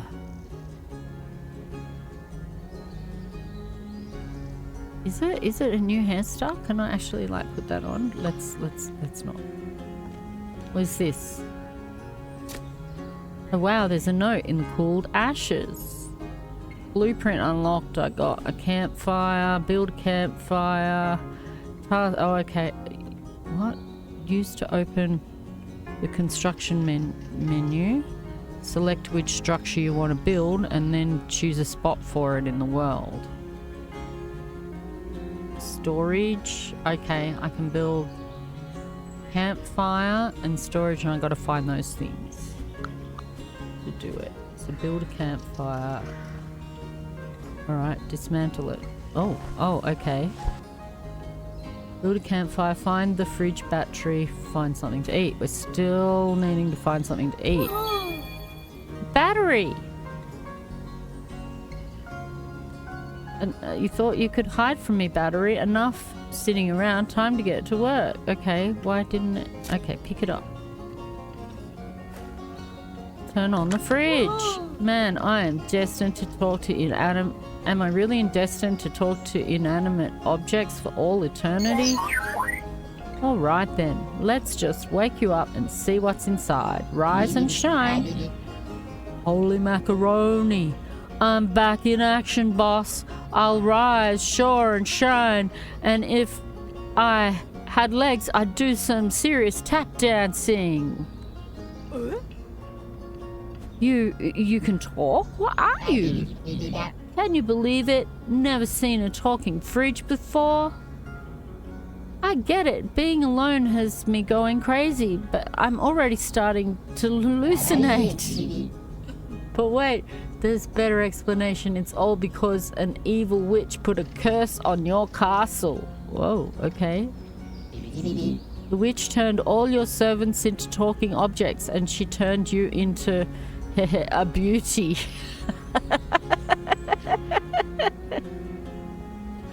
I'm very beautiful. Is that a compliment? Bingo, boss. By the way, my name is Earl. I've loved cooking ever since I was young, so I plan to become a food processor. But the Unicorp Mega Corporation decided I'd be more useful as a cafe fridge. So you were human, but had plans to turn into smart technology when you were a kid. sounds rough. Stop it. It's decent work. There's a lot of people who'd love to be in my place. They compensate your family handsomely, you know. Mine's got a pretty nice deal. Oh, but I just remembered something. I didn't have a family. I can't even imagine. Don't forget the hard drive, boss. New in town? I'm always ready to hand out some expert advice. Come on, ask away. All right? Who am I? Your face looks familiar, boss. Any chance you were an extra on a cooking show? I'm bad with faces. Recipes are way easier to remember. Do you have that mind thing, amnesia? Or what? Amnesia. Or is it amnesia? Do you remember any jokes at least? No? I was hoping we could tell some around the campfire when we get bored. The TV was such a cheapskate.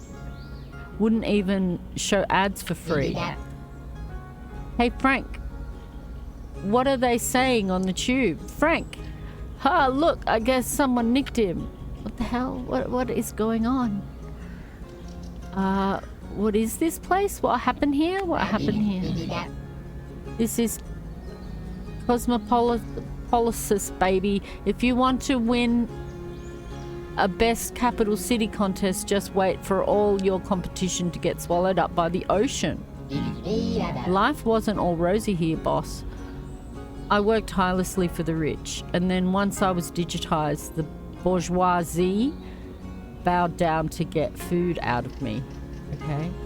What happened? To tell you the truth, boss, I have nothing to do with this. Sure, the cafe was never perfect, but now... You mean the flooding? What kind of question is that? Have you been living on a second moon or something? No hard feelings, boss. I'm not an expert on ecology, but it seems we've been sinking for a long time. Where are all the people?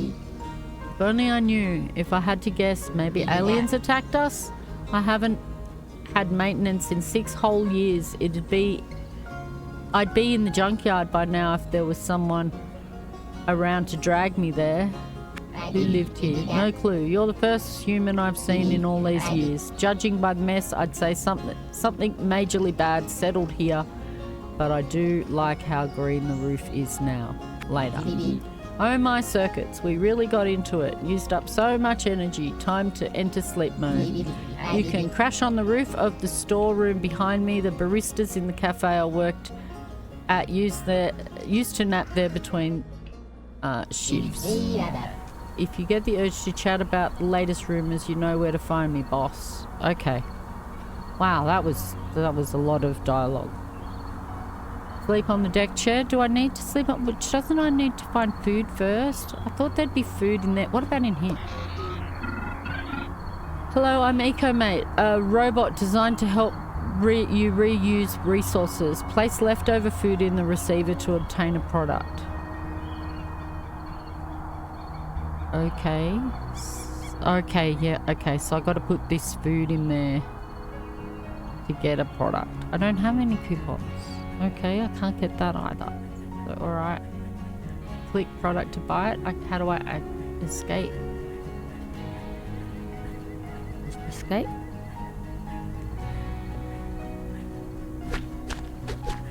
Used to be a ladder that went up to the roof of the storeroom. I should find some planks to fix it.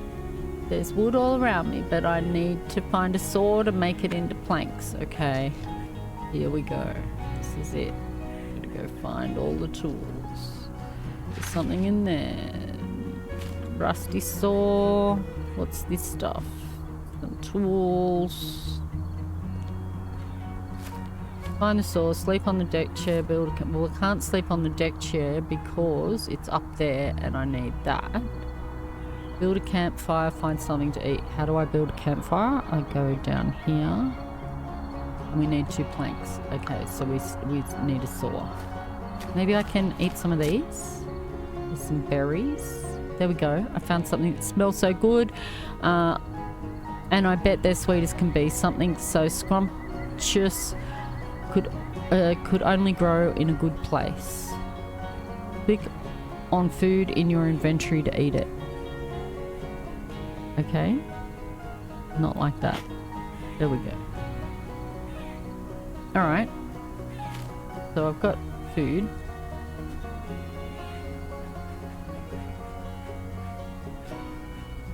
Need to find a saw. Like, this seems to just have like scrap metal or something, not an actual saw.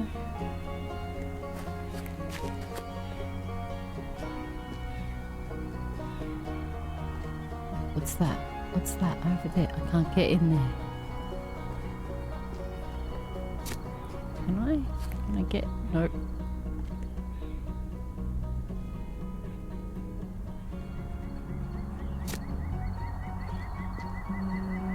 Nope. What about here? Nope. Nope. Okay.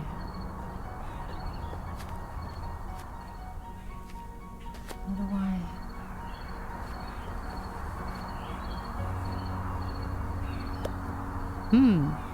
Someone put up a checkpoint to block off part of the roof. I wonder what's hidden over there. Okay. So the saw's got to be in this part. Sorry, I'm probably going to be really slow at this. I can be a bit of a bimbo.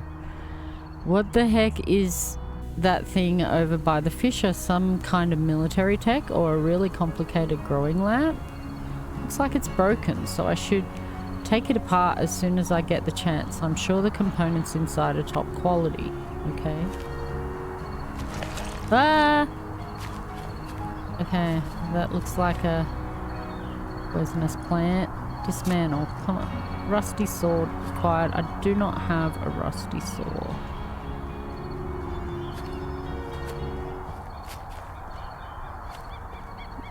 Would it be inside that? No. Oh. Simple hammer required? Hold on. No. What's this? Move that. Dismantle that. My hands. Let's go. Can get through. What's this on the ground? No. There it is. Good as new. Fast, sharp, and all round amazing. Alright, honey, show me what you got. Alright. A rusty saw allows you to make planks and trees. Allows me to make trees? What? To saw planks. Oh, to saw planks and trees. Actively used on Pandora, Earth's second moon, for both peaceful and military purposes. When the colonists ran out of weapons, Corporation engineers used these saws to fight space pirates. Okay. Another empty cryopod. Could there be someone else alive on this roof? I hope he still has his memory and his sanity. Okay. Let's make some planks, because I need to get up onto the roof. Seems I also needs some more food.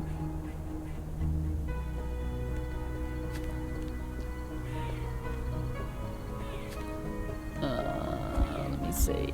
We'll just dump them there. Maybe cut some out of these.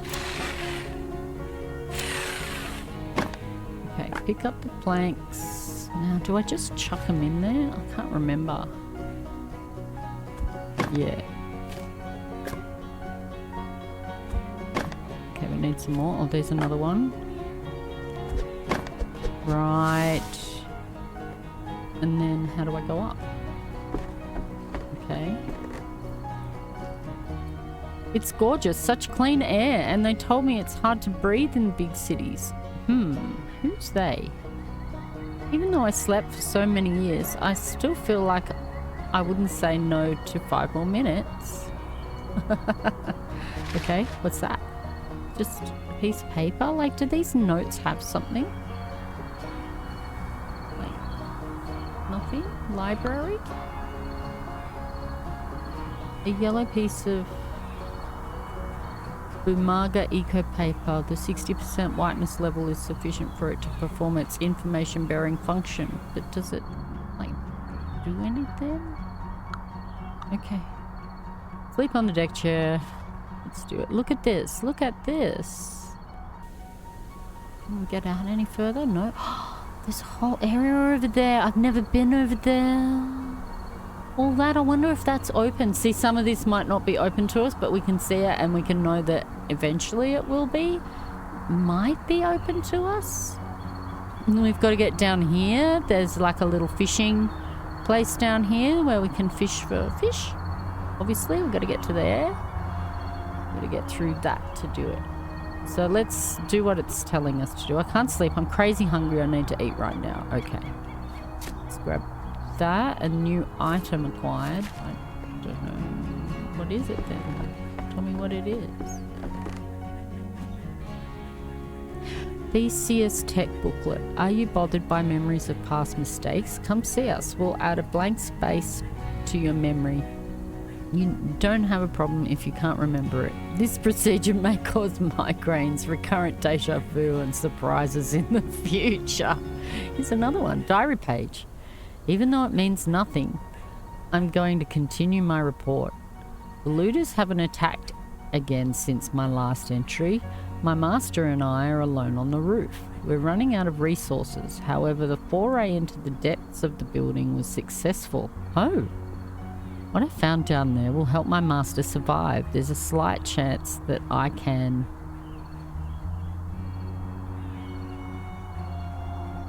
Toy rocket used to explore imagined galaxies in the mind of a little boy. Before I woke up in the capsule, I clasped it to my chest like the greatest of treasures. This toy must connect me to someone I can't remember. A child, my son, who can give me an answer. Where did everyone go?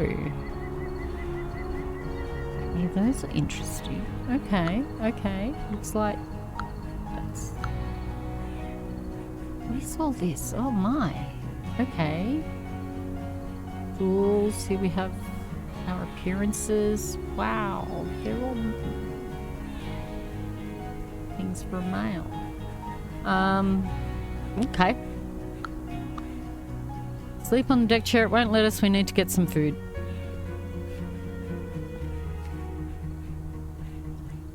And that I do not know how to do. We can't eat biomass. That's all I know. Take that. These mushrooms sure look tasty, but they're poisonous when they're raw. I'd be better off cooking them over a campfire. So we've got to build the campfire. That's right. So campfire, 2 planks of wood.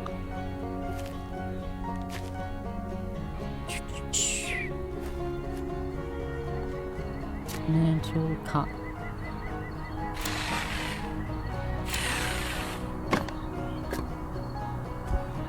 No, I can only pick up one? Okay, let's build our campfire. I'm gonna make our little house over here. Make it here. Alright. How do I build a campfire? Open the construction panel. Okay, I think it wants me to drop it first. Open the construction panel, build campfire. Let's place it down here.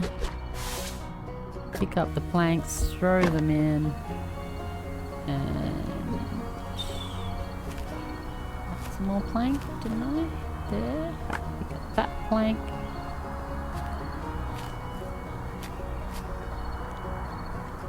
Throw it in. Threw some wood in a pile, and it made a great campfire. When I get hungry, I'll smoke some food over the fire. Okay. Oh, we need more planks. Start the fire. And do I need like a match or something? Oh my gosh, I'm running out of... I'm gonna die. Add the planks. Okay, let's not eat it. Can't make bright soup? Not yet. I need flowers. Okay, I'm gonna go and get some flowers. Can I make something with the... What about the mushrooms? I got mushrooms. Can I make something with the mushrooms? Oh, I've gotta make... Oh, okay. Damn it. Alright, let's go get some... more blueberries. There's lettuce. And some of those flowers, and I think I can make a salad. Uh-oh.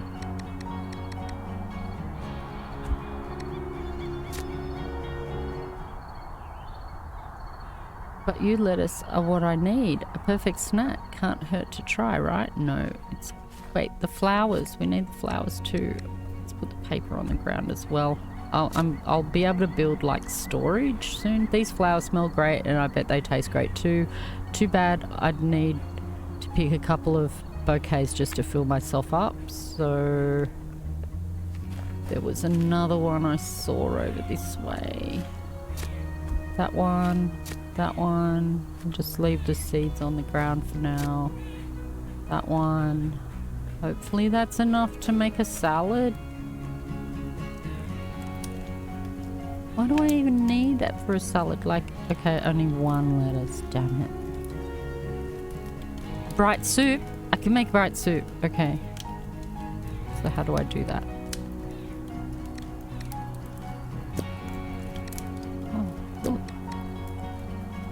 These things in here for later.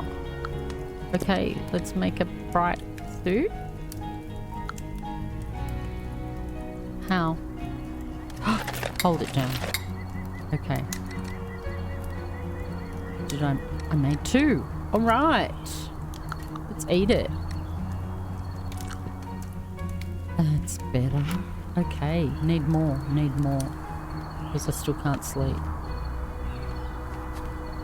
Been around a bit. Well, let me take that. Yep. But it's not a flower, is it?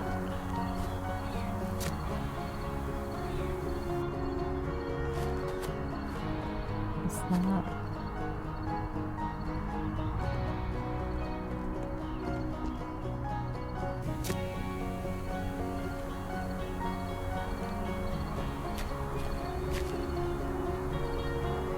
This is just rubbish.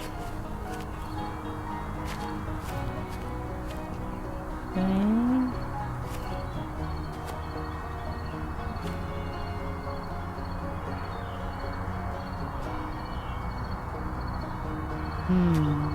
Oh wow, look, there's stuff down there. Like, I've never been inside the building. So, I'm pretty sure that that's the intention eventually. Dismantle, it's just plastic. What's that? Plastic. Wait. Earl wants to talk to me. Storage? You got anything? You've got a water bottle. Okay. Well, I'll take it. Take all. Okay. Did I ever tell you, boss? I was fridge to the greatest TV chef ever. He showed me every recipe in the world. I always dreamed of bringing them to life, but as I say, a fridge is a fridge. And speaking of food, did you find a night shroom? We can cook it. Oh yeah, of course. I know that night shrooms are crazy poisonous, but I watch my old boss make baked mushrooms a lot. Once you heat them over a fire, they become edible. I wonder if you can outdo the genius. I'd try to become a chef and unlock the recipe. So maybe now it might let me. Let's pick this up and put it. Okay.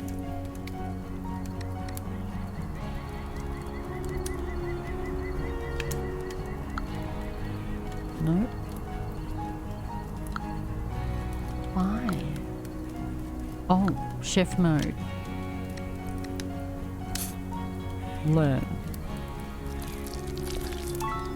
Baked mushrooms. Right. Then let's do that. One. I've only got enough for one. Alright. It's alright. Looks like I'll be able to grow some soon. So let's eat that. Now that I'm 47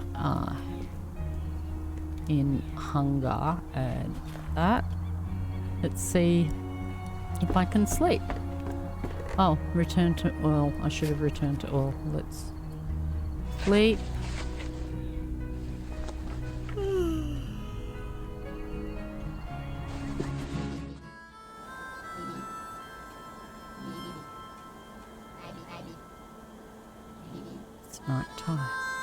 Huh? What time is it? Did something just wake me up?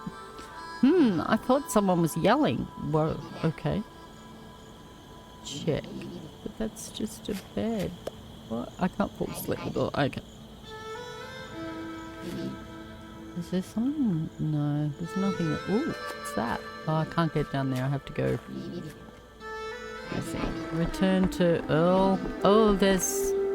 See, now these are the monsters. So, and they will kind of hurt me if I touch it, I think. So, get out of here, shoo, you electronic zit. No, not you. I'm talking to this leech. Get rid of this awful thing. It's going to suck out my soul. So, let's remove it and see what happens. You help me out. Again, boss. Electrocytes are afraid of sunlight. During the day, they sleep inside the building, and at night they crawl out to feed on our energy. But we can't relax yet. Go over there to the spot I'm staring at with all my might. Pull up the weeds before they spread across the whole roof. Remove infected weeds, but I haven't got anything to do it with. I'm just gonna hurt myself. Okay, let's do it. Pull up infected weeds. Oh, that burns. I need to come up with a way to get rid of these weeds without touching them. What's that stuck in the branches? It looks like a canister. Pick it up. The label on the spray says "Stop Weed" is an efficient way to fight contamination quickly and safely. P.S. Don't aim at the eyes. I bet I could make this same kind of spray at my workbench if I, had a workbench. Click to equip an item from the quick access panel. You can use the numbers on the keyboard to quickly equip an item. Okay.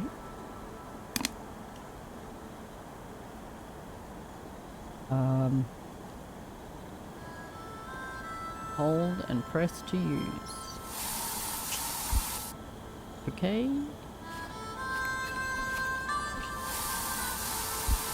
Okay. Okay. There's a way to stop this, happening altogether. Which we'll embark on doing soon. Remove infected weeds. There. I'm not going over there. I can't. It's going to be problematic.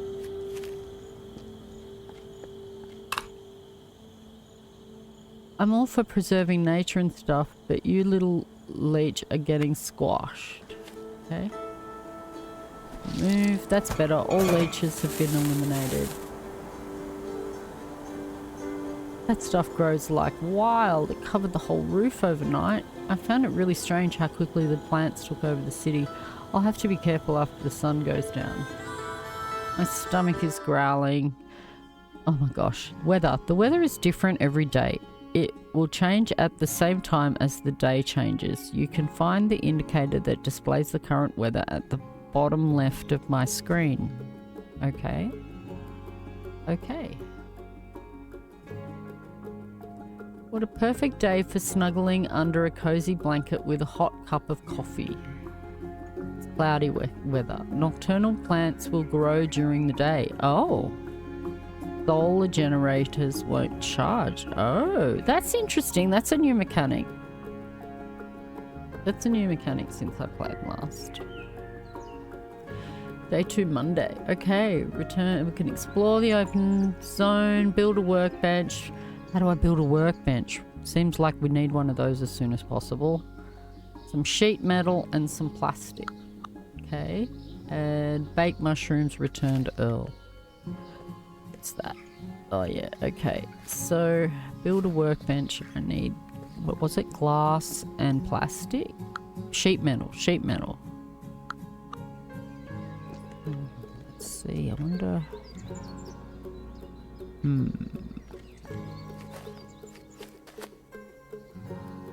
Iron saw. I think that's what I need for like sheet metal and stuff. I don't think I can do that yet. Alright. Let's go back to Earl and see what he wants to say. Hey boss, how's the weeding going? Just thinking about those weeds makes my coolant freeze. Sorry, I forgot to warn you. Watch your back at night. Last time those electrocytes drank all my juice. Don't look at me like that, boss. You're the one complaining about your memory. But if you want to cough up some questions, I'm always down. Where'd the electrocytes come from? Who knows? Some years back, they suddenly started attacking every electronic device in the city. There once used to be a lot more sentient machines living here, and people like you too, boss. But I'm afraid these pests drove everyone off the planet. Later. If you get an urge to chat, we can do that. Okay. Fabulous. Build a workbench. I want to find some metal. What's this here? It looks like a high-tech backpack. Pick up. Someone left a nice little backpack here. Oh, and there's a voice module in it too. To expand your inventory, click on the backpack icon next to the quick access panel or press the hotkey. Okay. You can increase your inventory space by clicking the plus button. You'll need a backpack upgrade. New blueprint unlock backpack module. I did bake the mushrooms. Maybe I have to bake them and take them back to Earl? Okay, add inventory space, not enough backpack module. Oh, that was it?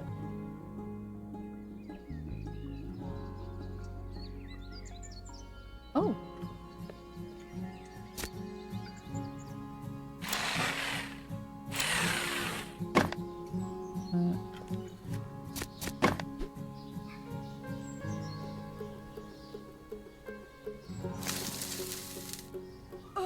Ouch.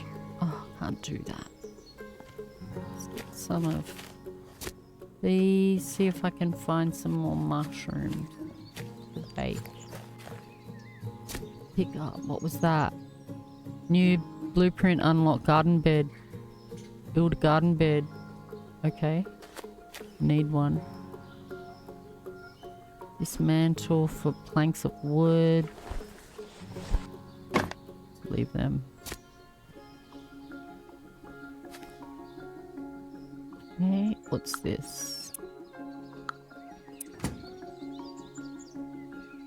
Click to remove selected element. Right. Huh? Click and hold to unscrew. Wait a minute. Let's see what's going on here. I don't think I need this yet. Might, by the way.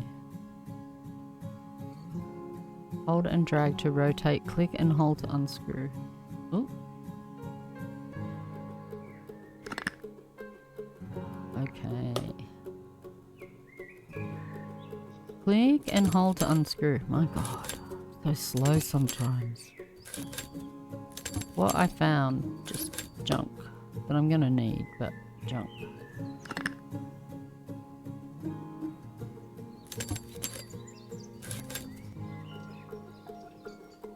Junk at the moment. What?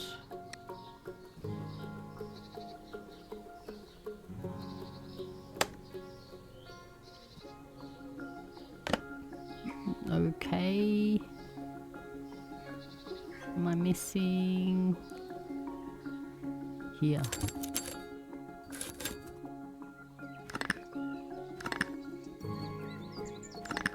Okay. Wow. Disassembly complete. Take all. I don't know what to find. Electrical cable. I don't think any of this is helping me right now. Start repairs. Some of the switchboard components are burnt out. Now I'm supposed to open the... How am I supposed to open the lock now? Okay. So even if I can manage to build a transformer at the workbench, I'll still have to look in all these appliances for microchips. Kind of There's no lettuce around. I need lettuce. Fertilizer. Awesome.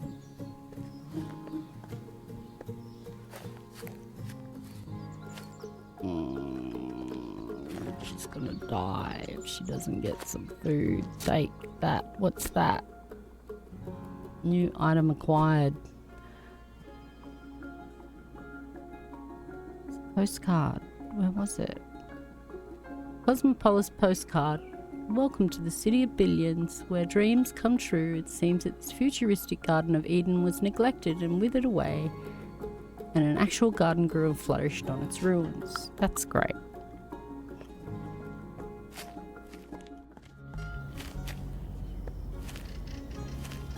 More mushrooms. Need more mushrooms, and lettuce would be good, but usually it regrows. I don't know, it's not regrowing.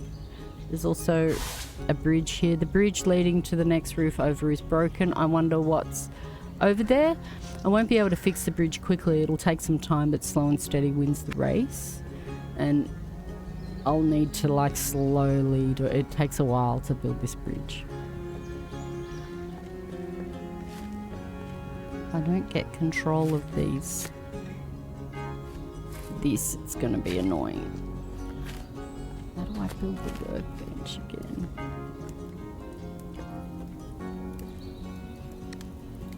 Have I got any baked mushrooms I can have? Nope. What about blueberries? What can we do with blueberries? I don't think I can do anything I need to make like water things. Learn blueberry jam. Okay.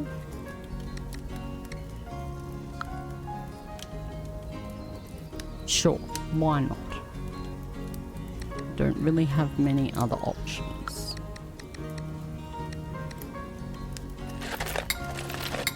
Two things of blueberry jam. Munch. No. Can I make this yet? No.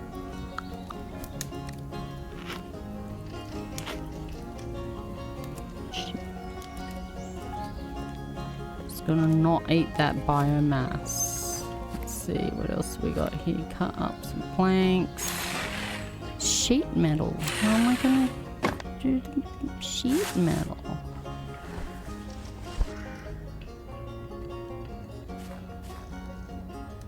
Repair the burnt out fuse box, build the bridge, build a garden bed, build a workbench.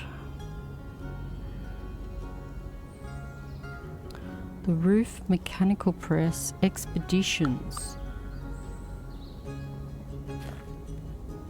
Oh! There it is. Okay. Told you I can be a bit slow sometimes. Let's just pop it there. Let's clear out a space here.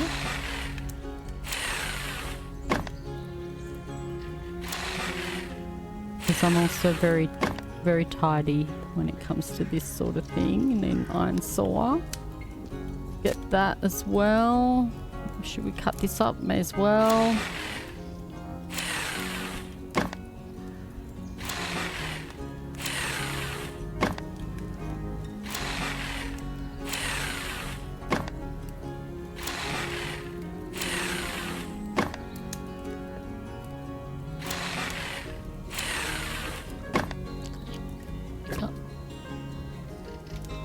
I'll drop it here. Alright, let's see. We want to make a workbench. Oh, and we can also make storage. But let's make a workbench first. That seems to be like the most important thing in the immediate. How do I rotate? R to rotate. Why? Why is it going to sit so far away from the wall? Rotate. Oh, that works. Let's do that. For now, anyway. Oh, right where my thing is. Okay, I need... I did that. I did the sheet of metal. Did I not? Metal and plastic.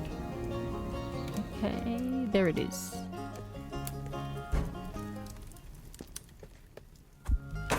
And plastic. Plenty of those. Let's drop them in there. Oh, how do I do it? What did I do? I dropped them on the ground.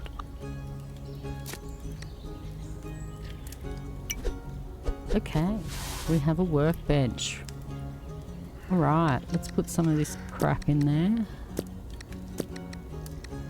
Oh no, I think the coal is for the campfire.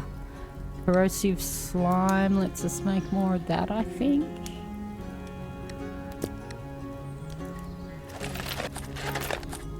Gonna take a little bit before I can sort out. Like, I can move the plants. It's one of the tips that, like, when I don't know how yet, but you can pick things up and move them, and then you can surround this, because this thing here is what makes all those little leeches come out and makes the plants infected. And so you can surround this with sort of these bushes and it will stop it from spreading out, and then you can just walk around and it's like very, very cozy.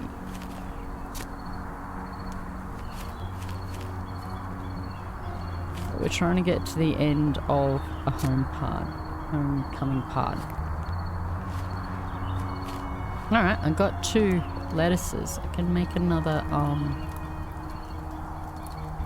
a bright soup, a salad perhaps. I haven't got another bright flower. I'm gonna get a bright flower.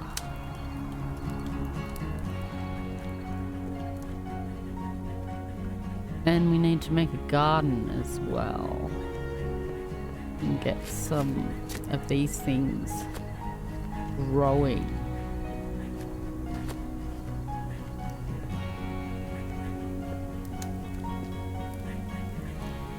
Do I really need, like, yeah, okay, it's a salad. I don't need to put fuel in to make a salad. Let's do it. Look at that. Our 45 on the scale here. Nice. Alright. Put this one over into there. Put those over there. See, this bottle of water, I swear, when you put jam in the water together? No, it's jam. Yeah, you have to make jam. So let me make jam. And then I like put the water and the jam together? No. Like makes a milkshake or something. Let's just put this over here for later. That there. Alright. Build the bridge foundation, repair the burnt out refuse box, build a garden bed, bake mushrooms, return to Earl. Do I need to return to Earl with the baked mushrooms in my hand? Maybe. Let's start like a little garden here, I reckon. How do I make a garden? Planks, fertilizer. Fertilizer was over the other side. Oh, my cat. He is so scared because there was big storms. And I gave him like this. So he went to the vet yesterday and had his shots and he was a good boy. And the vet gave him some stuff called gabapentin, which is it's supposed to be some sort of stress reliever for him. And we gave it to him last night. And then, I don't know, my alarm didn't go off or something, but I didn't wake up, and because he gets fed at certain times because he's such a problematic little cat. And so I ended up missing his feed time, and I fed him late, but it had already sort of started raining. He had some gabapentin last night, but he didn't get his dose this morning at a good time, so it kind of like he was a bit stressed. Now he didn't really get his next dose of gabapentin, so he's a little stressed. He just came out from his hiding space after being there pretty much since 1 o'clock. Okay, build a garden bed. Let me concentrate here. Okay, so I needed planks and I needed fertilizer. I've got 2 fertilizers. I can make 2 garden beds. Uh-oh. The night is coming. The night comes in. 2 garden beds. That's what I was going to do over here. I need 2 planks.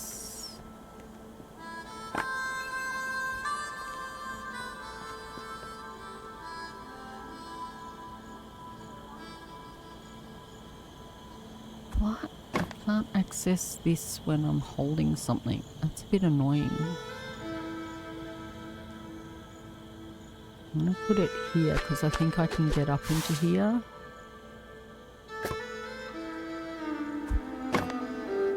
And fertilizer. Yep. Equip a seed and then click on a garden bed to plant it. When the time comes, equip a bucket of desalinated water and then click on the bed to water it. Do I have a bucket? I don't have a bucket yet. Monitor the plant's status to find out what it needs. Most plants only grow during the day, but mushrooms grow at night. Guard your plantings against nocturnal guests or your plants will get eaten. Oh. Well, let's not... Maybe... I don't know if I should start planting straight away then. I mean, it's such a cozy game and I'm still scared.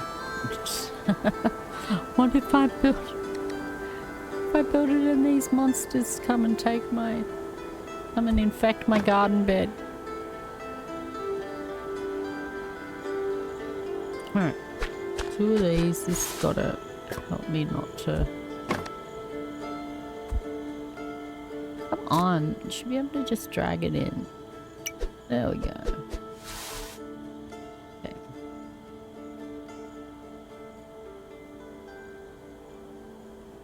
They attach themselves to Earl again. Good. No.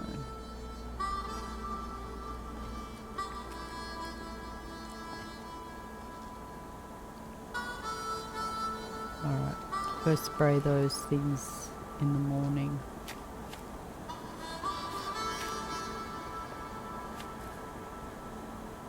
Grade? No, I just want to plant in it. How do I plant? Can I just plant?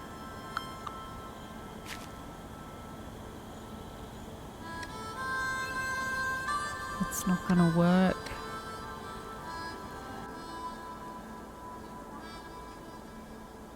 Electrified? No.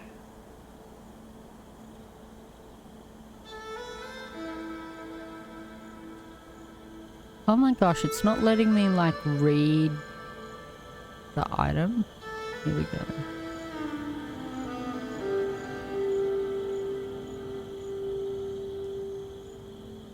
How do I put it in there then?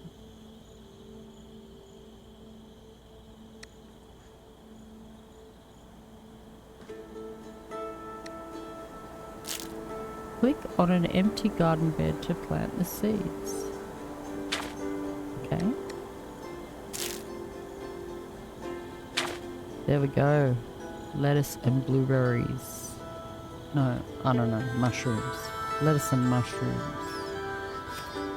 Okay. Click to unequip. What is this? Dismantle that. Why? Why was that piece of material? And some sheet metal that's going to be useful for a bit later. Hey. Got anything in here that I've made to eat? Yes.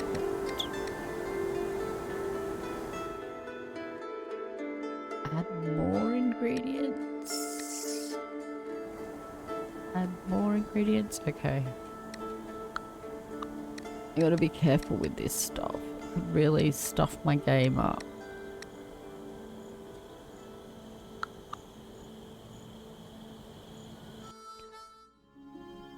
Sunny weather is not just a great source of vitamin D, but also a free source of energy. Effects solar generators will charge. Yes.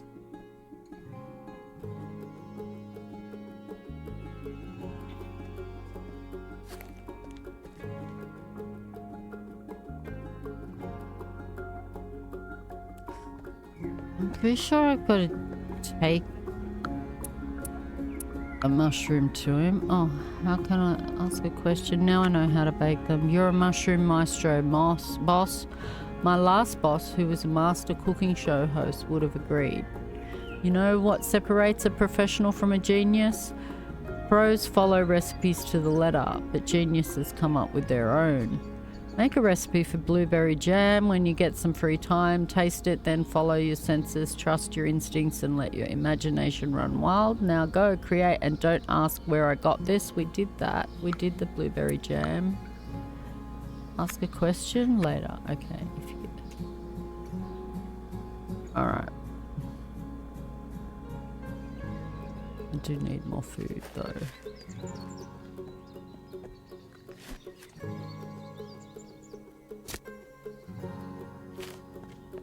I don't know. Let's see if we can get down to do the fishing.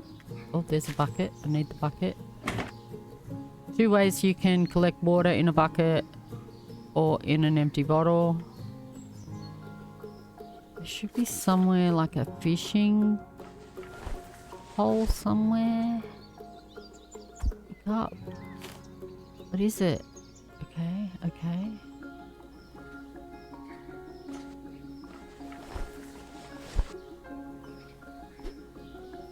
Something in there. No. Mantle it then. Nothing. Oh, maybe I don't need a... Use the elevator. I swear I need to have...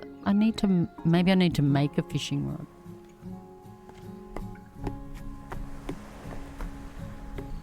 There's one here. Start repairs. Okay. Do I have 5 bottles? Of course not. Oh, yeah.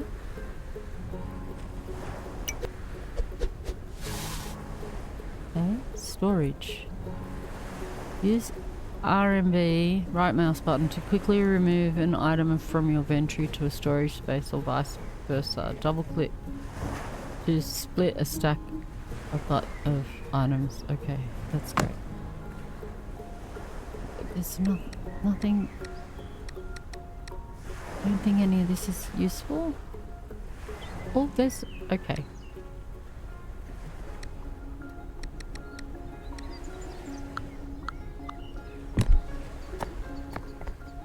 There is lots of things here I need. I don't know what to do first. Let's fill the bucket with water. Campfire to desalinate water, that's to drink. And then fill up this bottle with water. I don't know what that is. Pick it up. Oh, I can't do anything. My inventory is full. We'll put some weed spray in there, or maybe let's just chuck that over there. Some weed spray, some plastic. Up the rod. You can only fish in certain designated areas. Use different kind of bait to try fishing, or try fishing without it. Upgrade your fishing rod to catch different fish. Okay. Bait, bait, bait. Lure. Fish. Choose bait. The better the bait, the better you catch. How? Okay, start fishing. Oh. I remember how to do it. It's not too bad, the fishing in this. Large bug eye, cool. We can eat that because I'm about to die. Okay, put that in. Start fishing.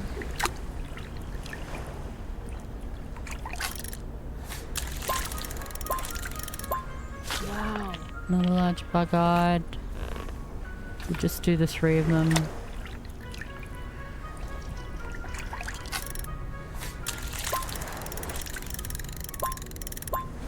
Wow. Oh, we can do one without bait. Let's see what that gives us.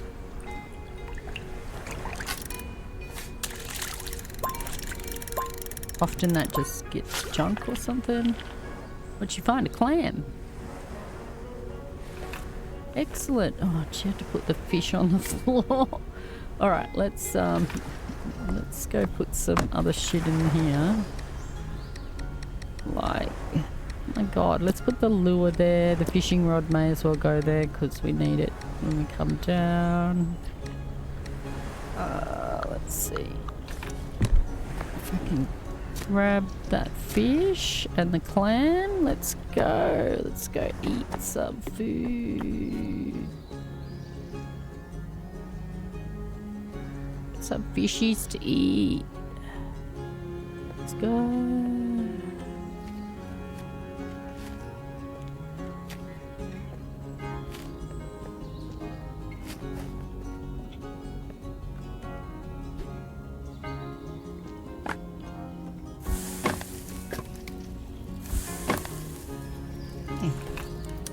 And now we put the what? Empty pot. Yeah. Oh, gotta fillet the fish first.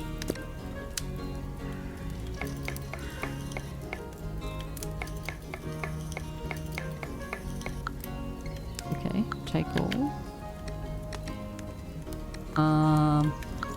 Maybe should have put the water first. Fresh water bottle.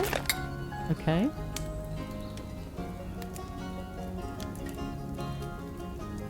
And one coal, and then with that bucket of fresh water. Try tipping it over your head. Fucking water. What? Okay. Right.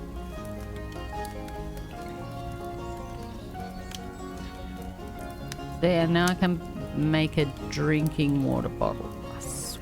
I swear. Drinking water, fresh water. Then you put this and the jam. It says remove all ingredients. It's not right. Okay, fine. Let's go fish and let us learn.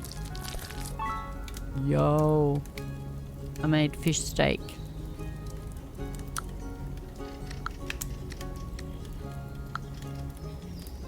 Can I eat fish steak now? Haven't got enough lettuce leaves. My body. A steak in there. I am so hungry.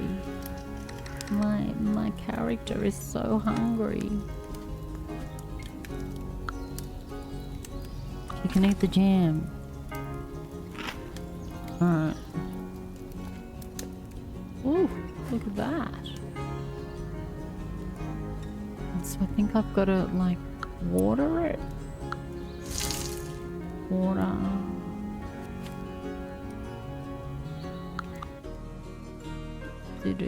I don't need to water that one. Now I have an empty bottle. Okay. Oh, I didn't find out what I could make with the clam. Can't put the clam on the cutting board. Okay, what's the clam for?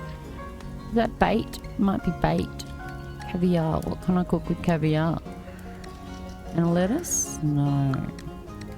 Caviar and biomass. Remove all ingredients. Caviar and night mushroom.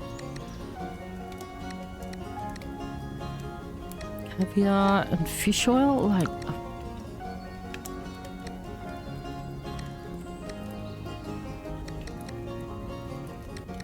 This is just rebaking a cake. Okay, nope. Oh, sorry. Sorry if that was loud. Supplies.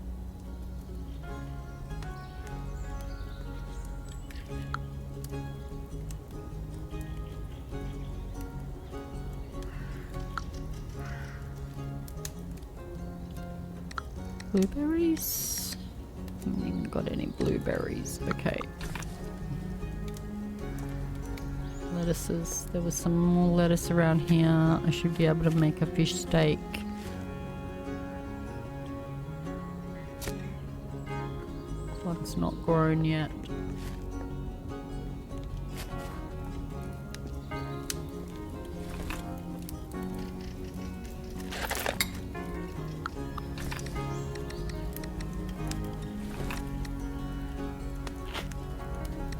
Man, I'm living on the edge here. There was 2 lettuce leaves there. So I could make another one?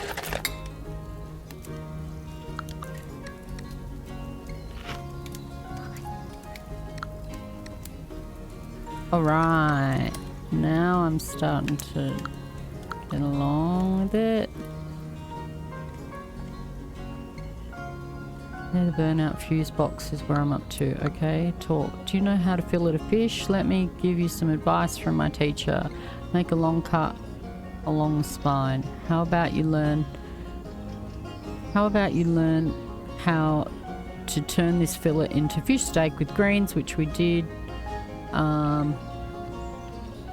Steak and greens. I'll try and come back with a recipe. Believe it or not, I already know how to cook steak. Steak and salad, my capillary tube is thrilled. Hey boss, think we might be related? Any fridges in your family? Because you're a born chef. Just like me. Well, if I could cook, that is. Here, have this bait and straw hat. Now, you look just like an angler. I'll be waiting for you to come back with a huge catch. I've got a hat. I want the hat. I'm going to put that hat on. Beard, glass. Oh, she's got a couple of hats. This hat. How do I put... okay. Put the hat on. I want the straw hat. Oh, there's the pickup. Change. Hat.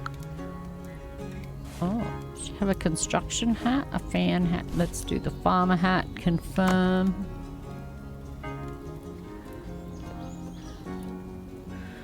Okay, I can pick it up and move it. Put it out of the way. Put it somewhere tidier. How about just here? Oh, that was kind of a bit lackluster, wasn't it? So I've got to stand where I want it. That looks good. Okay. Can't pull that apart yet.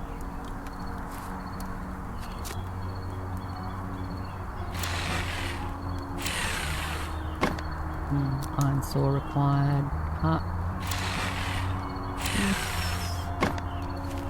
What is this? Oh, build a bridge. Let's take some of these then. Why can't I? I'm sure I could carry 2. It's not.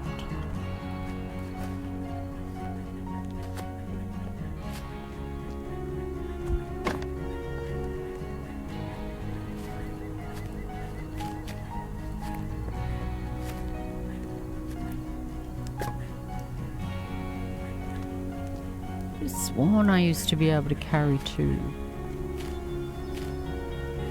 Or even 3. I thought she could, like, carry a number of them at once.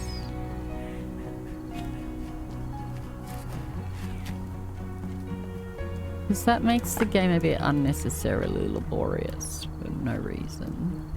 Like,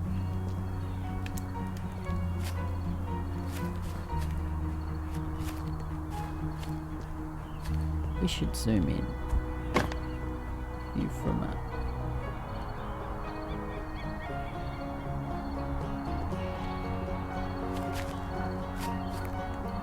more detail.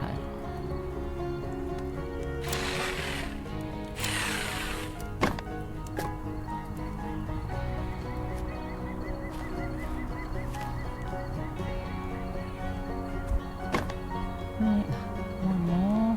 Right.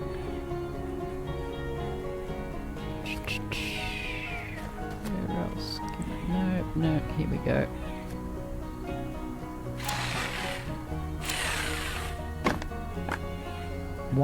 I got 1 plank from that whole piece of that whole tree. Nice, okay. And then it needs nails.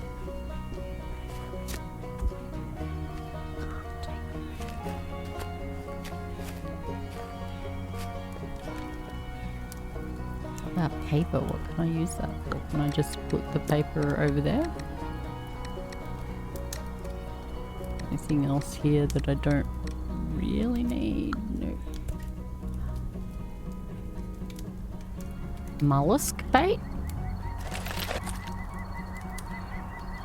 I'm gonna go fishing again. And what do I need to make storage? To make a storage thing? 2 sheet metals, 2 planks. Let's make some storage to put shit in. So, what do I do? Rotate. What? Oh, I'd have to move all the planks. Let's put one here next to our case. No, really? Wow. I put the case in the way.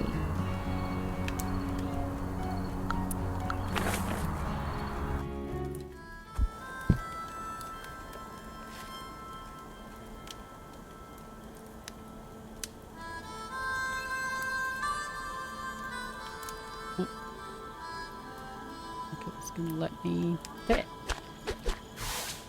Okay. Build it first. So I think I've put it backwards, but I don't care as long as I can use it. Another one. Piece of sheet metal from somewhere. Can't break that yet. Needs water. Okay, I've got a bucket. Yeah. Cake. Oh. Harvest. And what?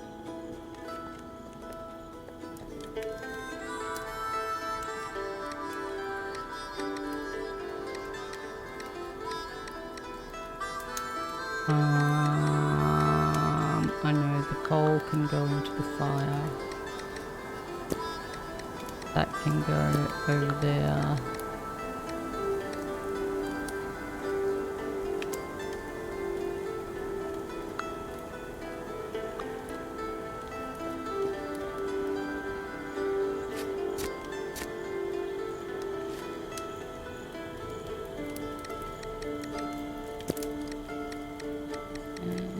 Blueberry, no room for the blueberry. Plastic can go over in the other thing. Over here. And keep plastic. Beautiful.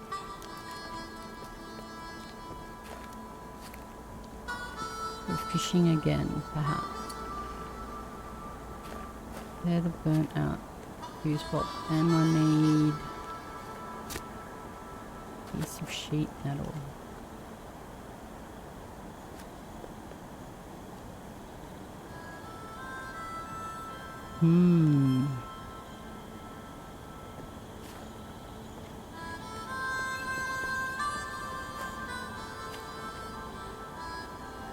Sheet metal here.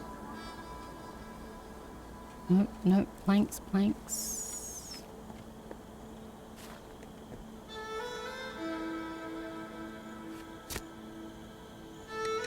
Eat them. Let me eat the blueberries.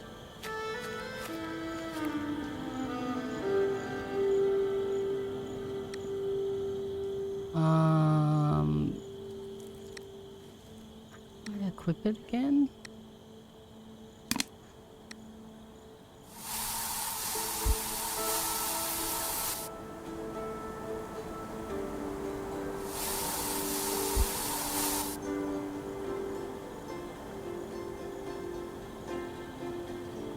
Unequip.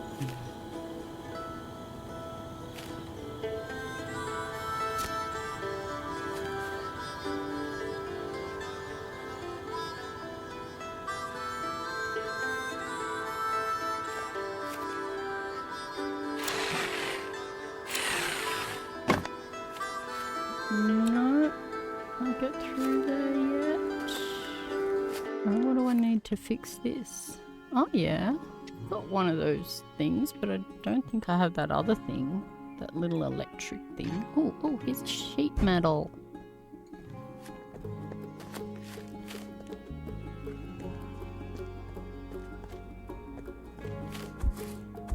Don't put it down, pick it up. Right. Somewhere to put all these seeds and things.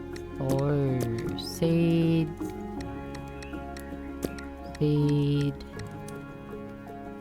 Wait, did I put another seed into this? I did not. Do it again. I think I want more lettuce straight up.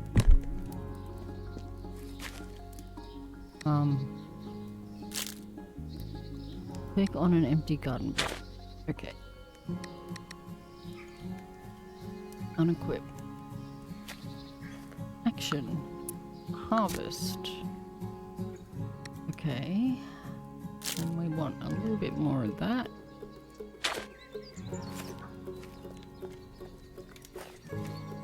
This is tough. Okay. That there. That there. It's hungry again.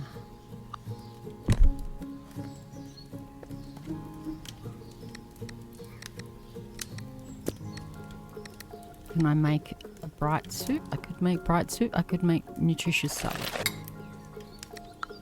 That's a good emergency one. Right. Go fishing again.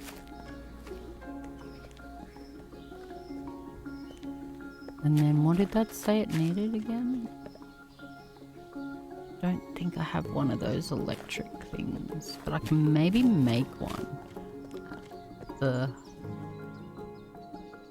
little bench, workbench.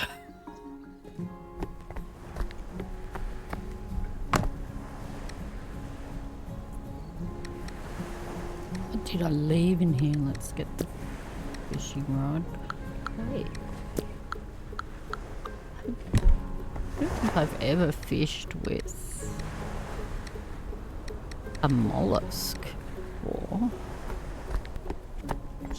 How can she be hungry? She's hungry all the time. Oh, I can't spin around here. It's a bit... Fill the bucket. No, can't.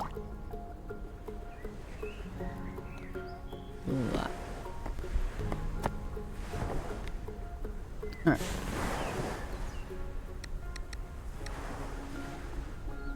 So can I make that? Yes.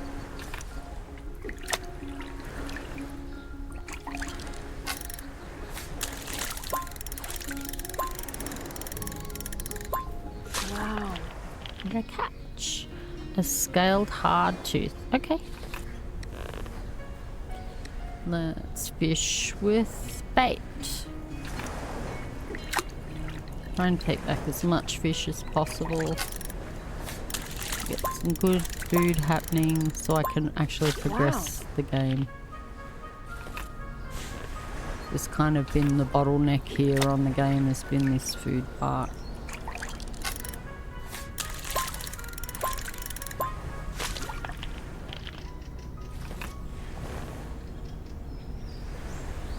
One more.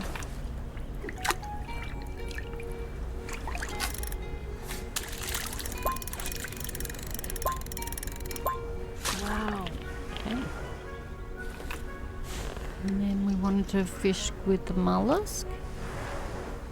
What? I catch a clam with it, but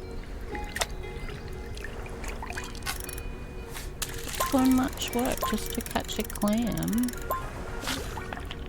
Just to catch a clam. When I can catch a clam if I fish without bait anyway. This one's gonna be rubbish.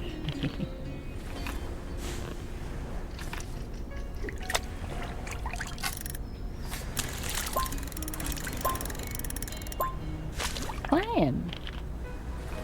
What is the point of the mollusk? One more without that.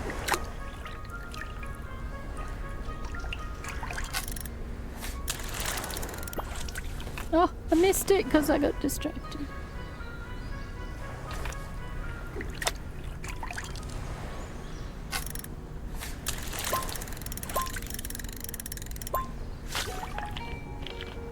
Clam. Okay.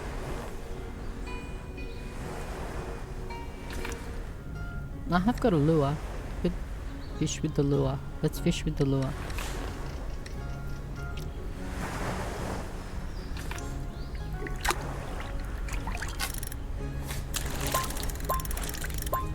Wow. A small bug-eye.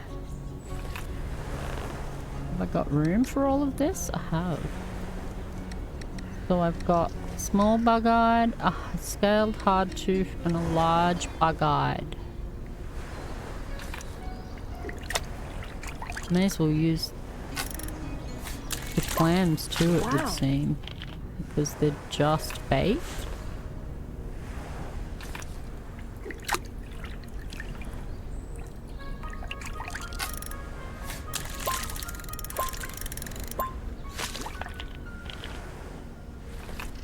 Okay, that'll do. Let's get her out of this. I'll take that, I'll take that, I'll take that, because it's not supposed to really be there. Leave that. And the clamps.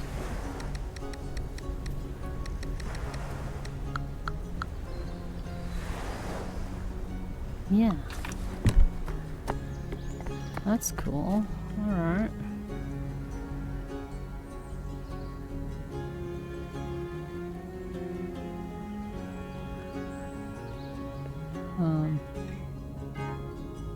I got some weed spray.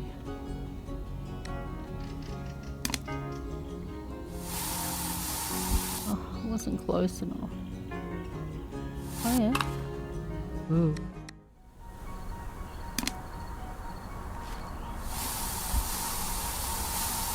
Goal reach, destroy weeds. Okay.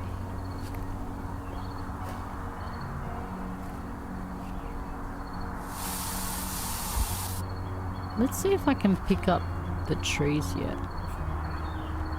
I know that sounds a bit weird, but yeah, if I can do it, then I can stop all that, having to do all that.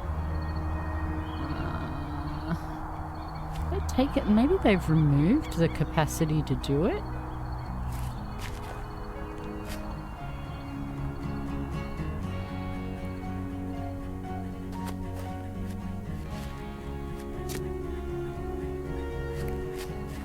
No, you need a special device. I remember. Oh.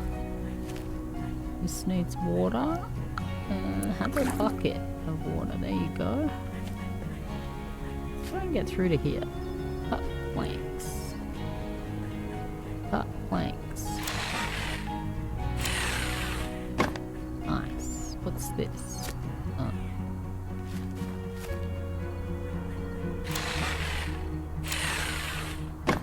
What is the point of this area here? Can I add them there? I can't. I have to walk all the way around.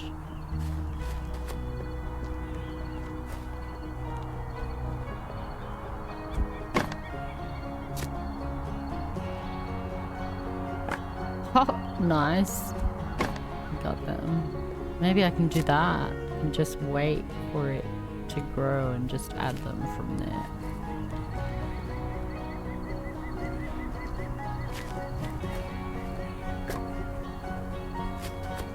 Okay. Yeah, do some fishing. Not fishing, do some cooking of the fish that I caught. Yeah, I haven't got one of those things. Let's see, I can make one. I need 2 of those. I've only got 1. Okay. So how do I make those?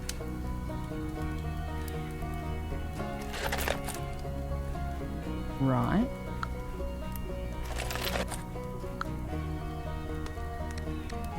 Okay. Okay, I can do that. That's easy.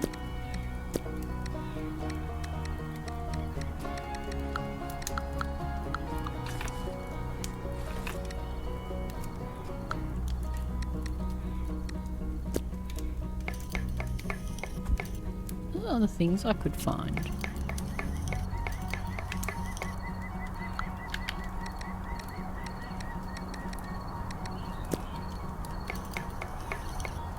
Oh, scrap metal. Okay.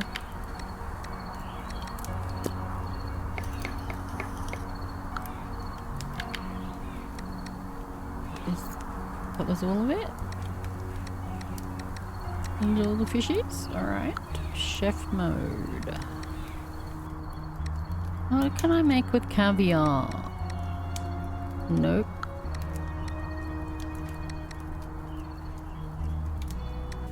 What can I make with fish oil? I think you can do something like with fish oil.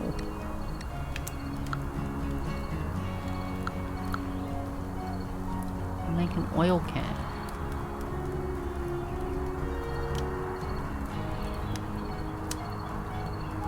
Know what I do need to do. Okay. I'm gonna make a few of these. One. Only make one. In there. Put the fish steaks in there. Fish oil in there. Biomass in there. Night shrooms. So I could make some baked mushrooms. I wonder if there's...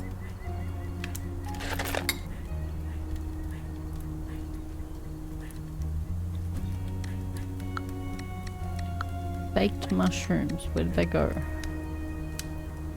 Remove all ingredients. So that's the base thing that you can make with it. Lettuce.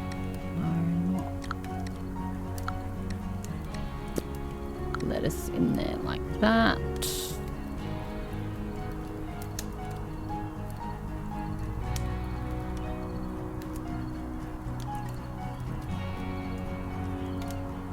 Be good to make some coal because I believe that the fuel will run out anyway before I get here again. Won't let me make a third.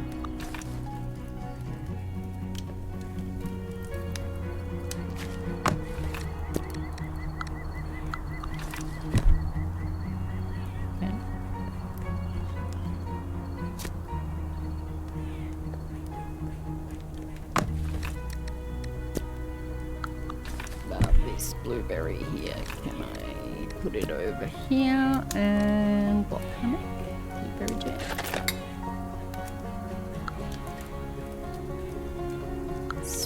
Swear. It's blueberry jam and the drinking. No.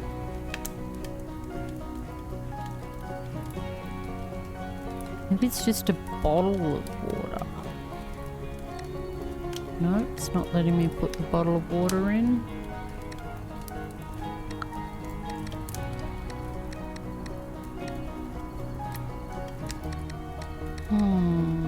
What else? No, it just says remove all ingredients. What about a fish steak? Remove the ingredients. Obviously you can make something with the blueberry jam. I think there's milk.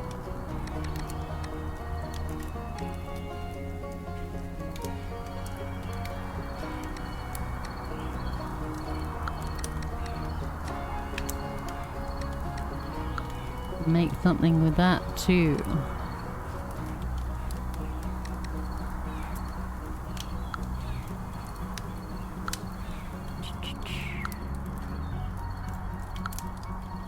Okay, I could make another drinking water bottle, so I may as well do that.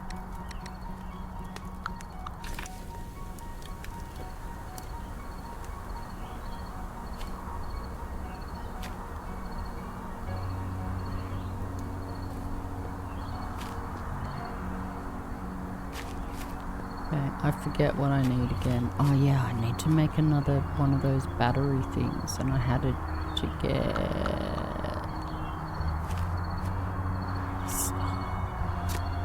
these? Was it?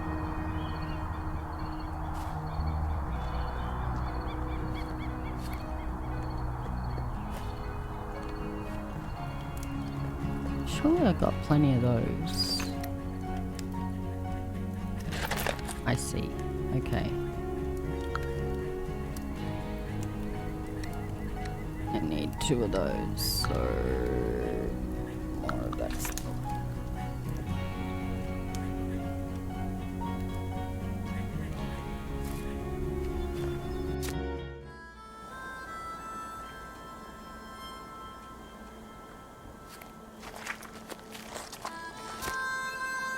Here they come, little critters.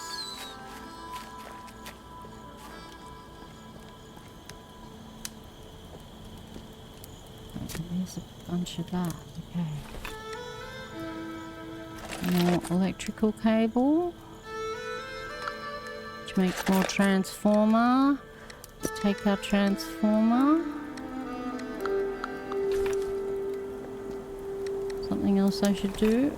Eat my steak. Eat my mushroom. Looks good here. Let's stop weed. You can get like an insect spray, so.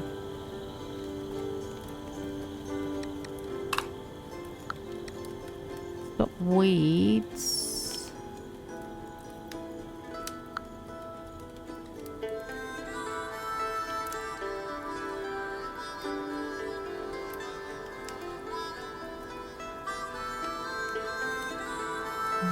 There's an insect spray. There's an insect spray.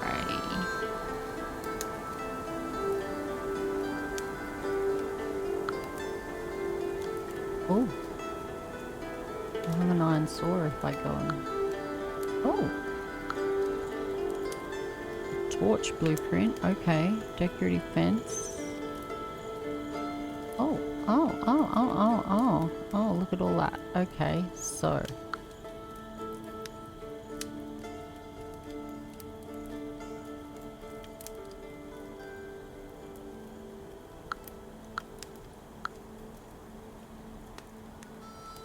Here it is.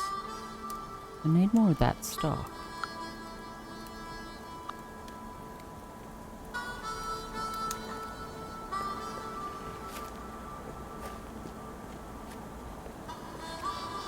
I'll grab some of these. That's where they used for things.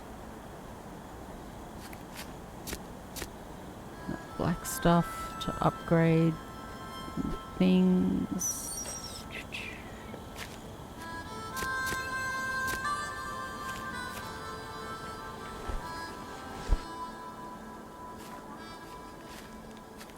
Pick it all up now.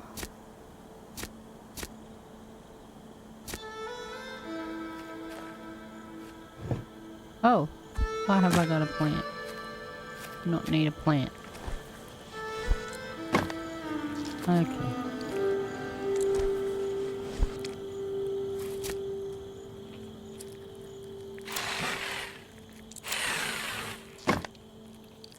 But we've got one. There we go.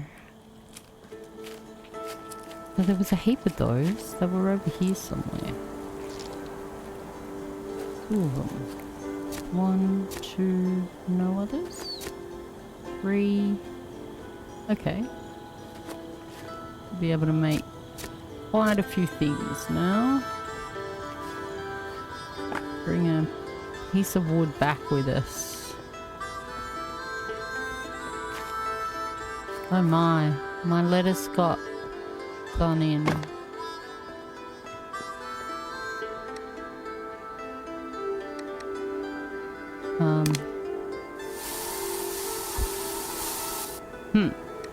Come on, lettuce. Action, water. Using the bucket. Now my bucket's empty at least. This stuff. Man, check my lettuce. More lettuce. Lettuce. Not upgrade.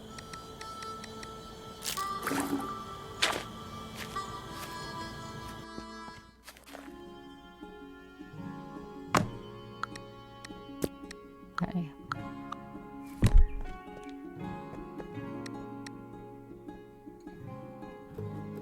Stop weed, spray, anti-parasite.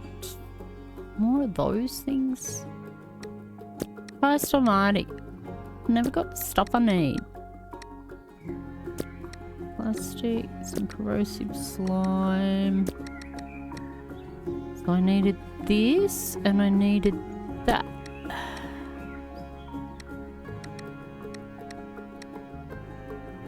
Weed, so I need that, an empty bottle, and some scrap metal.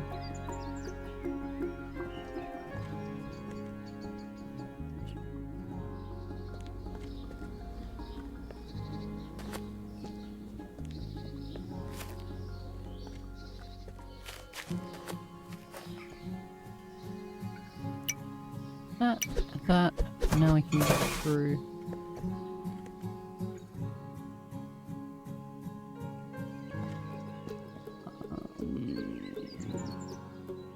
Build the first level of columns. That's on the bridge. Okay.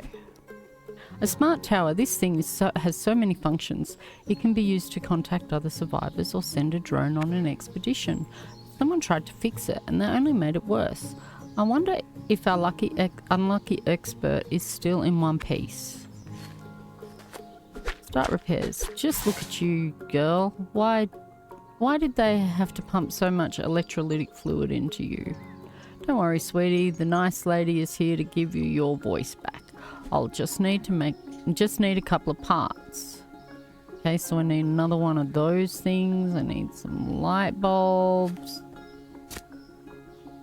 I should be able to make like the electric saw thing as well.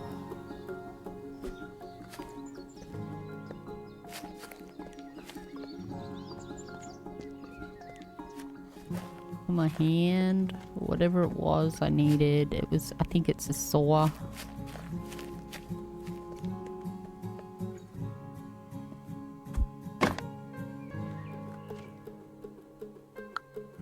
Yeah. I knew I had done that before. Okay, that there. And an empty bottle. Woohoo, now I got an empty bottle, which I needed to do something. Fix the smart tower. Yeah, but what was the empty bottle for? Oh my god, my brain.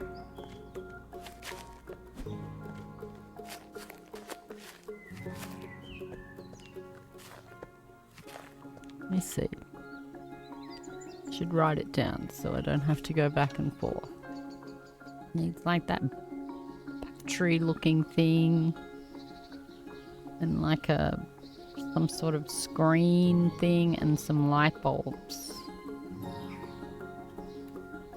Person over here?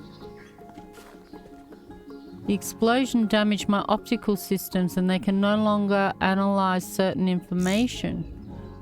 Wait, oh, it's you, Master. So you woke up after all, 101101. Who are you or what? Are you injured? What the heck is happening here? So many questions and my time is running out. I won't be able to answer them all. But I don't remember much and understand even less. Then choose your questions wisely, my master. Oh my god. Okay. Who am I? Unfortunately, I was unable to figure out who you are and where you're from, my master. The trial leads to the Unicorp head office. That's probably the mega corporation you probably work for. The only way to get there right now is to fly. On a drone, for example. To do that, you'll need to fix the smart tower and other survivors who might know the coordinates of their office. And find other survivors. But this is going to be a dangerous adventure. I don't know who else in the city might have survived this nightmare, Master, or if they're still sane.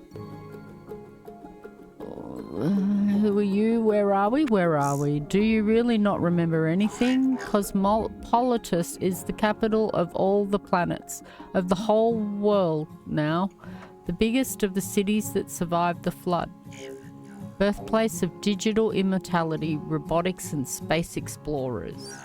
It's a fantastic city, a city dreamt up by a great and terrible inventor / architect Mayor Robin. This is our home, Master. It seems this is the end.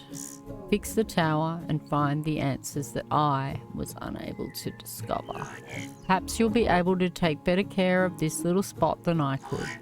And one more thing. What do you think, Master? Do good androids go to heaven? I could be useful there.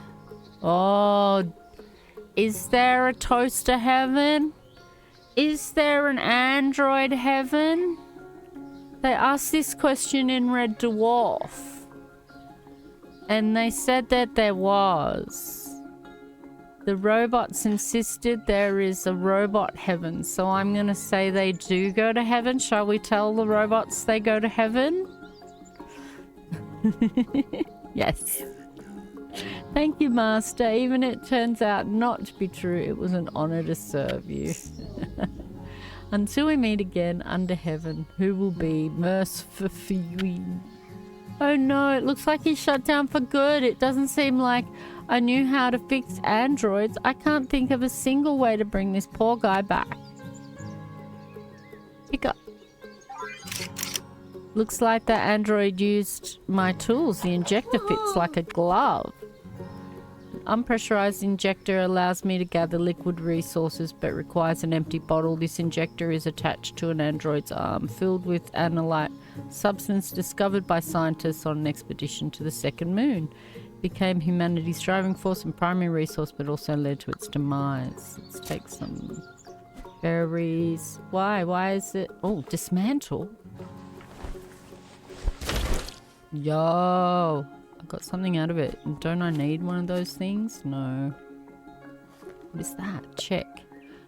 Will wrench my sockets. This is a minion, an indispensable helper around the house. It knows a ton of commands and is happy to do all kinds of routine tasks. But alas, no, but as luck would have it, the little guy is broken.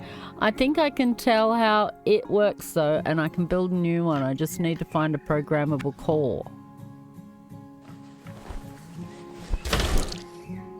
Let's just dismantle it instead. Okay, then. Pick that up, pick that up. Okay. Okay, let's get the lettuce, lettuce.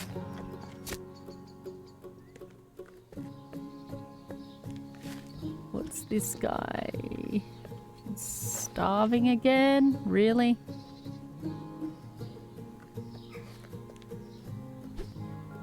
Inventory is full. We'll have to come back.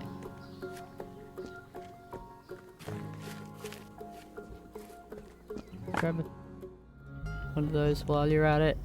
Oh my god. Hey, get up! What are you doing, lady?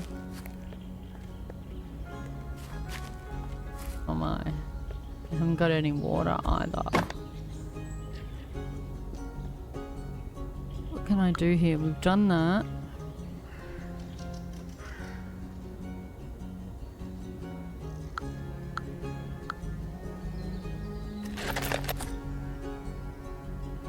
So I can make a torch. Supplies. Empty bottles. Let's make a couple of empty bottles. Electrical cable. We don't need electrical cable.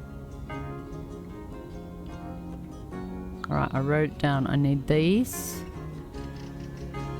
I need light bulbs. So I've got to make lots of these things. These things. I need lots of plastic and lots of scrap metal.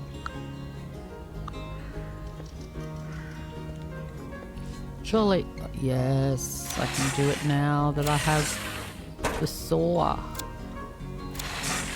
But that's not the scrap metal I need, that's sheet metal.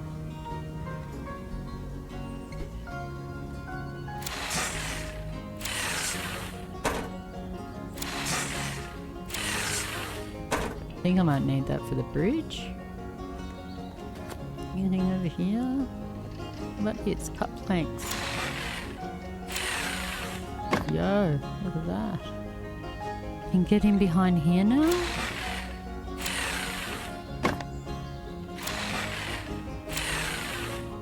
I wonder. Can I... Reinforced hammer required. Okay.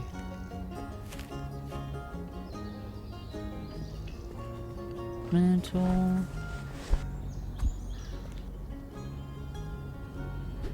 Okay.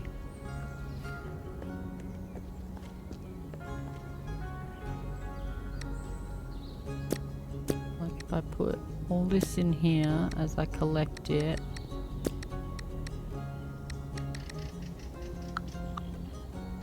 Can I make a salad? Not that.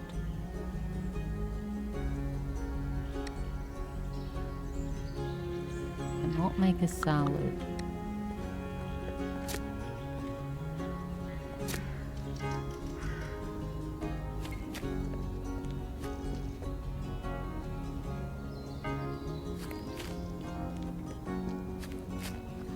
No, it's not what I need either.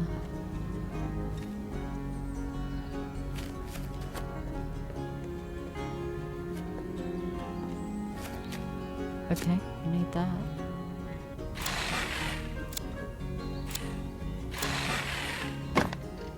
What is that? Equip the nano transporter and select a structure, tree, or decorative bush that you want to move. Select a new spot for it to keep it inside the transporter. Okay, yeah, that's the thing I need to move all the trees, and then I can put them around that thing that causes all the little creatures to come out. Need that, need that. What's this? A new item acquired? What? What did I get? Yeah, I had that hat.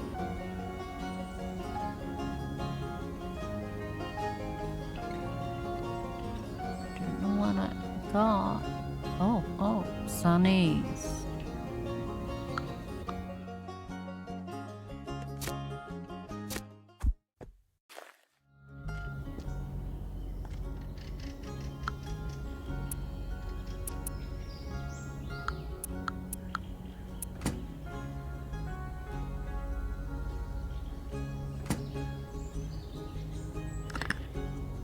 Oh, light bulb.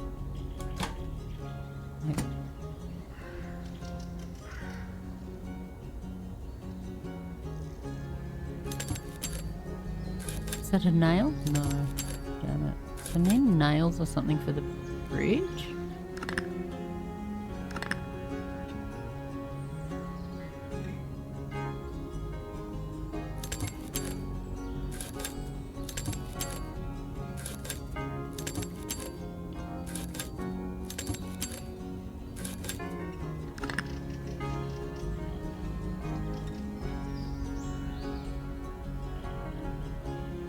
Yes.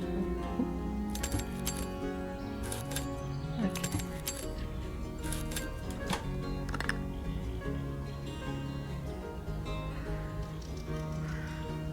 I don't know why.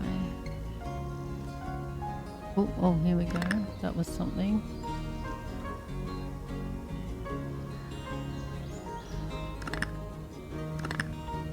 Getting the pieces I need to fix the thing.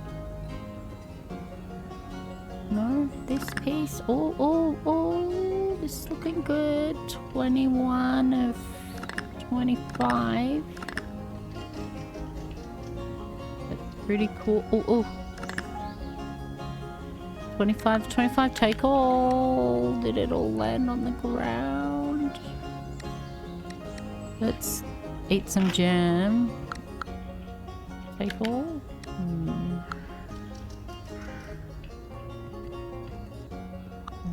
have nothing else I can eat this.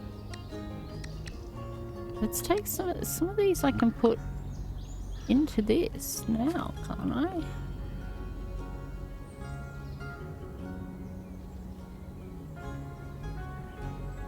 Hi, Paul.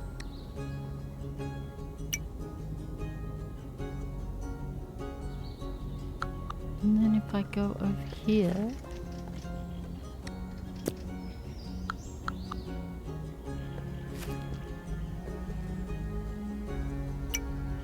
close in.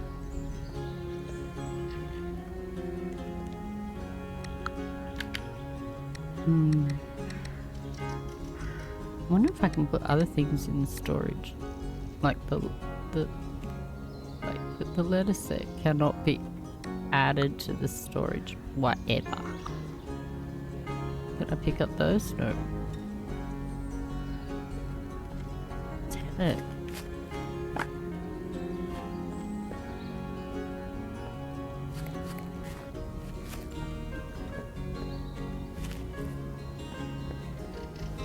So I did the batteries, one light bulb, and green thing. How do I make the screen thing then?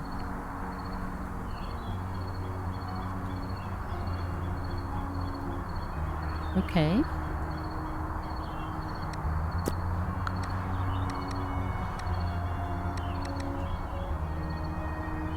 I think I left one of these things back at the up there at the other stop.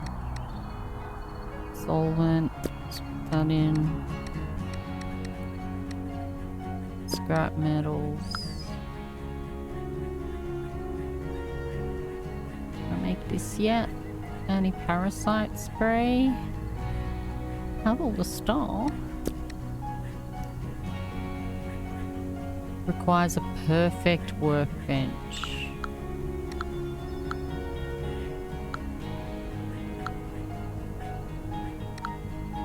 Okay.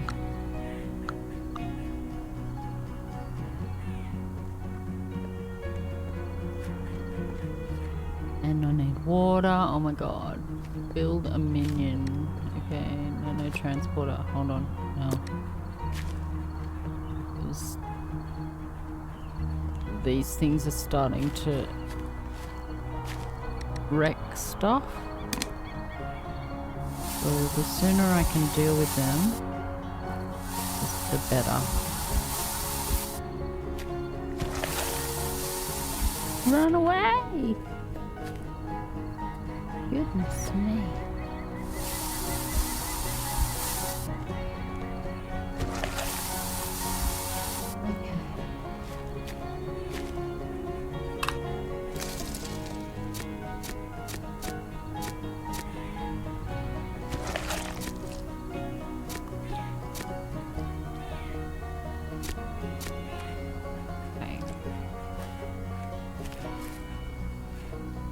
So, I'm not very good with WASD control.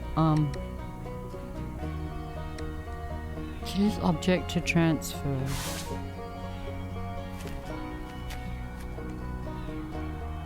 And if we put it, yeah, there, and we create a little thing that goes around, it will stop them from spreading out like that.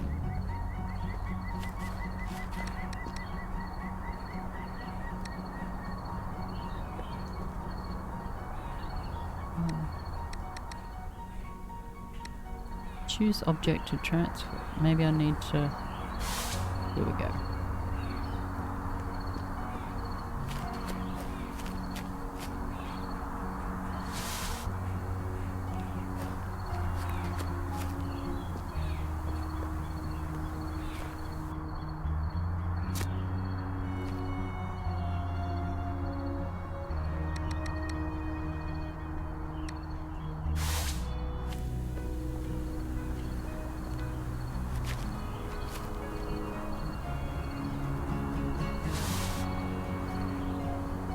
I think it needs one more.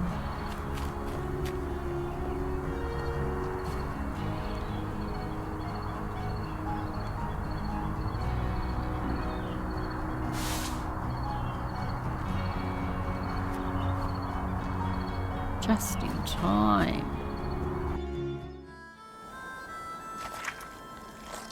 Yeah. And what you'll see is that they will stay, okay? Maybe they won't. They're supposed to. Hold on.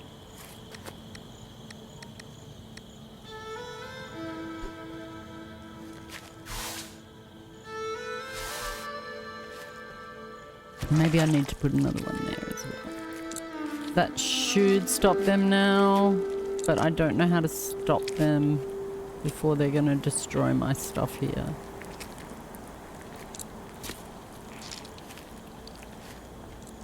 Because I still haven't got anti-parasite spray.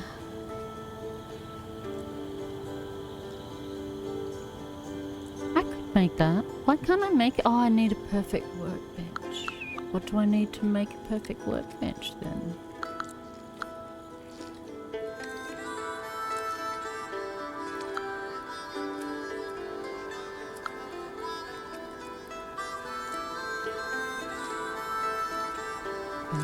Don't know. They're gonna destroy my food. Can I claim this one? Harvest. Okay. Not much I can do. Eat my things.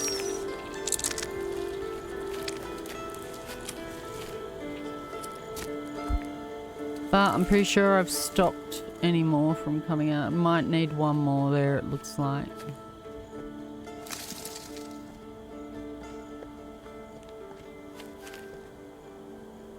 There's another one over there.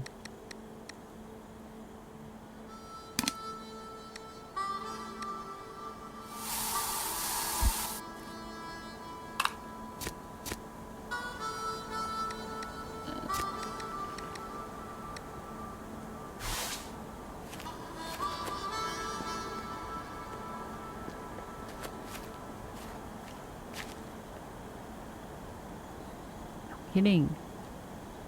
Press to place, and you get these things.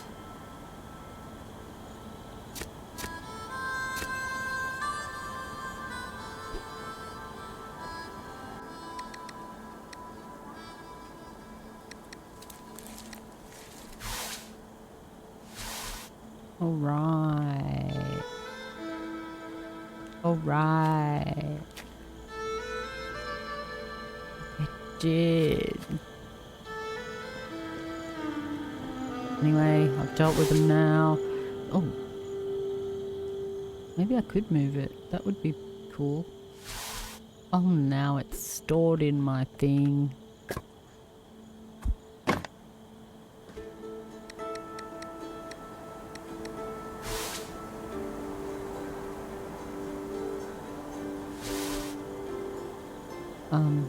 Cancel. Right.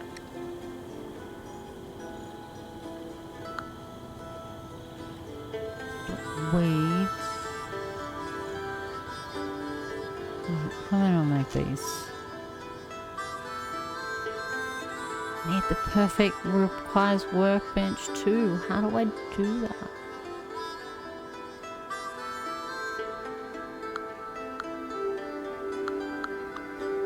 What does it want me to do? Build a minion, fix the smart tower, build the bridge. I can't fix the smart tower because I can't make the other things.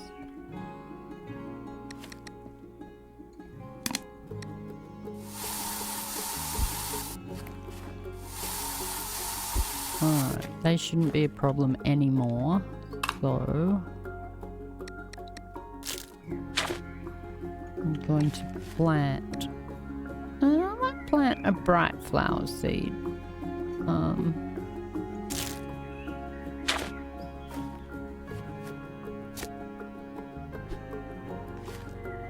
Needs water. I know. She can't stand the hunger anymore. Okay. I'm not sure what I can make, but so much stuff in my inventory.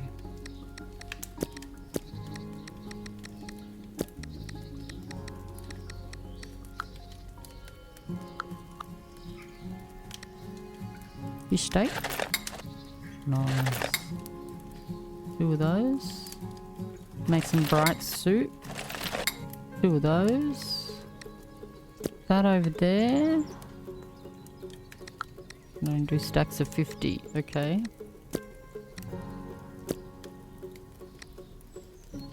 Alright.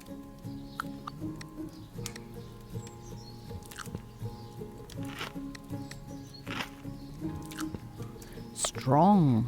Okay, I need to get water.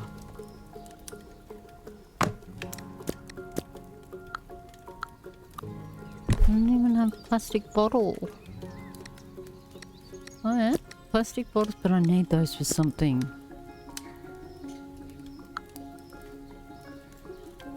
No?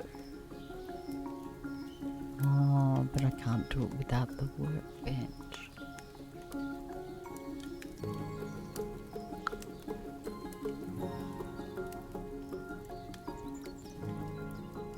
Nails?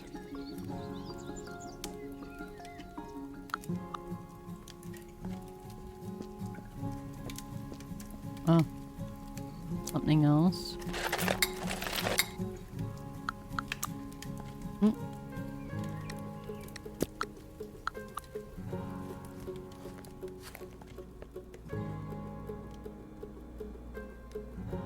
See what me to talk to him about. Oh, nothing.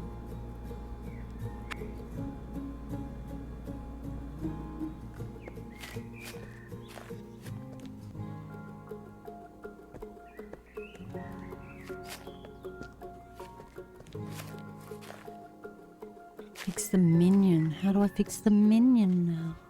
Wait, I can't fix the drill. Low power drill required.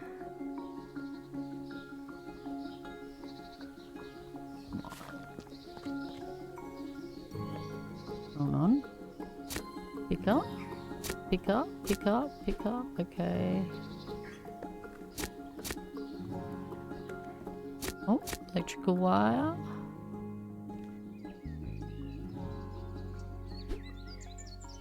Not enough empty bottles.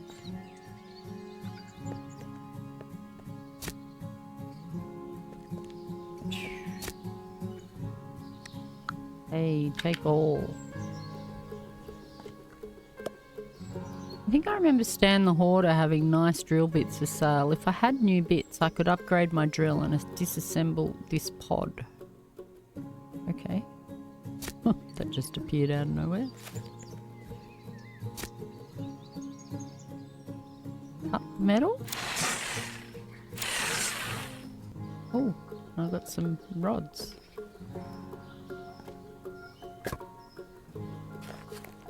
Okay, what does it need? Upgrade the workbench.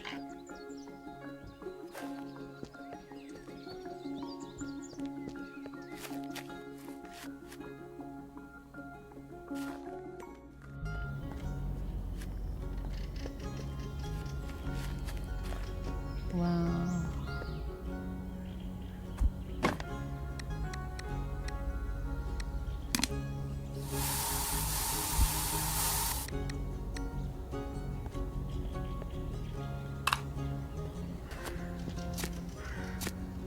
I'll grab as much as I can, go back to the workbench. Hold on. Water?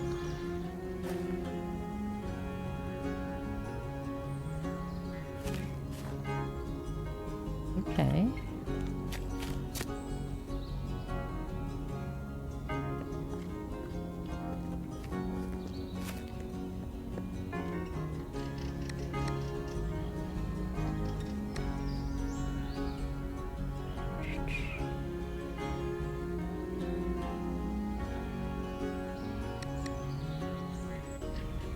Something the metal pipe for.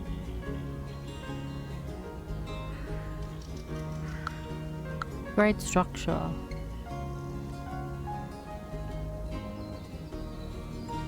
I need 2 more of those. And I have one of those, I think.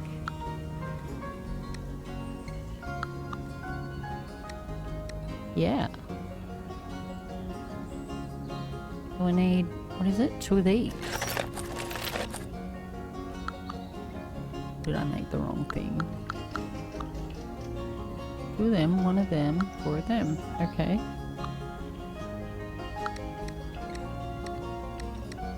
Okay, I gotta figure out how to get everything into my thing here. Here we go. This. Okay, upgrade structure. Yes. Workbench 2. Nice. So now can I make it? I can. Excellent. I have a matrix. How many do I need? Oh my god, I feel like I need 2. And what about light bulbs? 1, 2, 3. I need 1 more.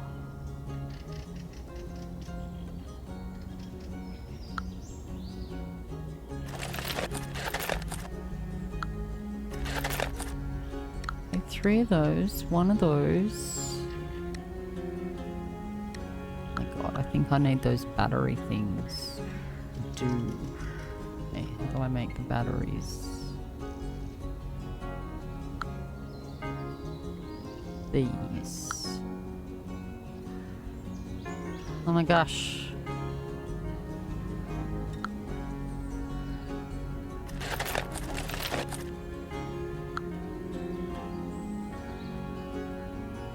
Need 4 of these.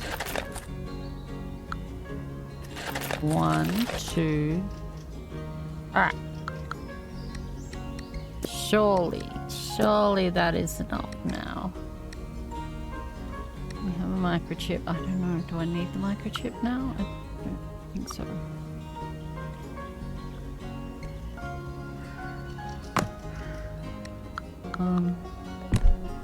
Just looking for somewhere to put my flowers.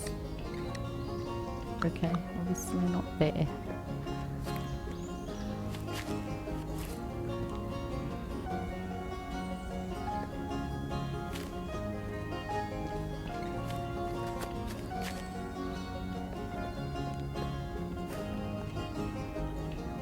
Three matrices? Okay.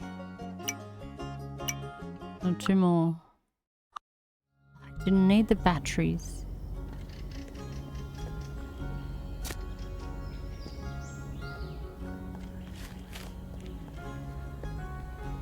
I may as well do that.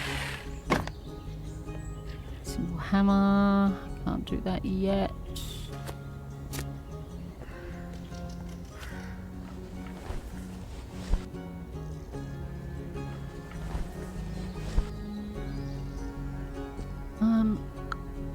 Alright, I'm going to disassemble this and then I might go and take a little break. So I need to get some food myself. How do I disassemble it? That's right. Or I'll finish the smart tower and then I'll go.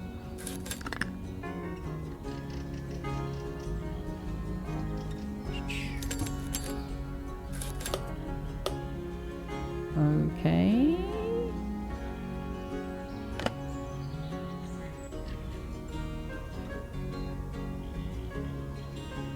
Done this one before. Why can't I figure this out?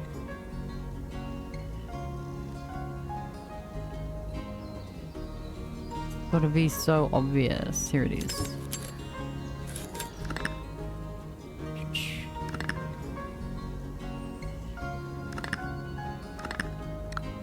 Can I fit them all? No.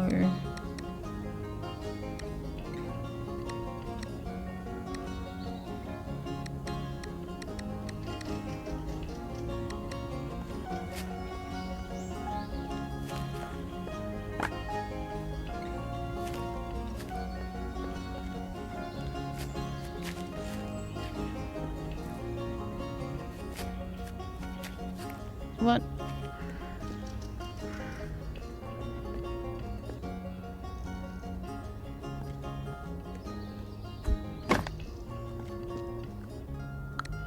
She is hungry all the time. Don't need that. Don't need that. Don't need that. Need 3 of these. 1, 2. Okay, how do I make another microchip? Is that enough? I think that's enough.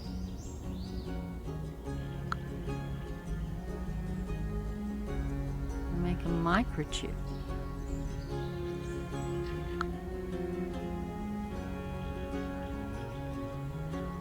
Backpack module.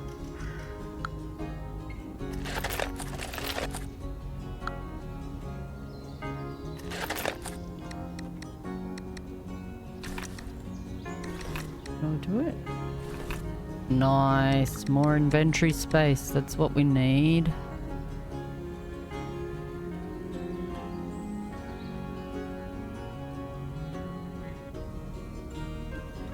Matrix. How do I make a microchip? Maybe I do not. Maybe I find them only.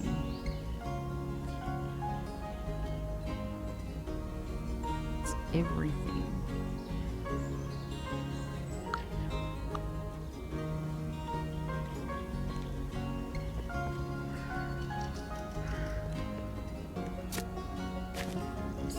Pick up some crap, more crap. What's this? More crap.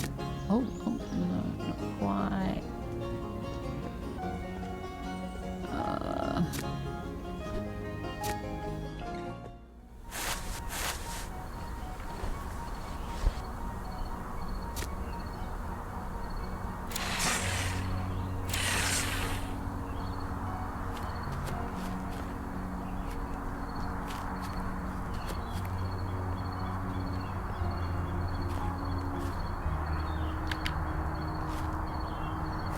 Oh, yes. Excellent. Thank you for using this Unicorp Smart Tower. My purpose is to make life more convenient and communicative for people everywhere. My functions include digitizing consciousness, memory correction, contact with the distant worlds, and drone control. Please select an option. Oh. Memory correction. Error. Please insert corrective module and try again. Oh. A module. Connection error. Warning, dangerous software detected. Please refrain from using the consciousness digitizing function until the virus is deleted entirely. Radio contact. All radio signals are currently silent. Please try again later. Drone control. The drone is ready for launch. Select the exact destination coordinates and move to manual control. Okay.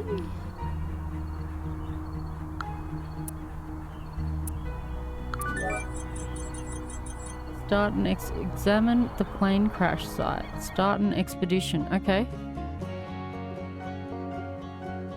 Finally, we moved on to something.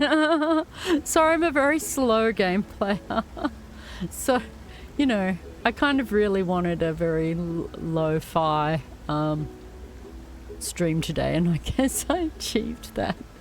Crash airplane, shreds of mud clinging to the fuselage and nothing but darkness behind the cockpit windows. This plane belonged to some celebrity and it will never fly again. I can't imagine just how many of these are at the bottom of the ocean. Hold on a moment. Yes. Oh, what's the time? Let me see. What's the time?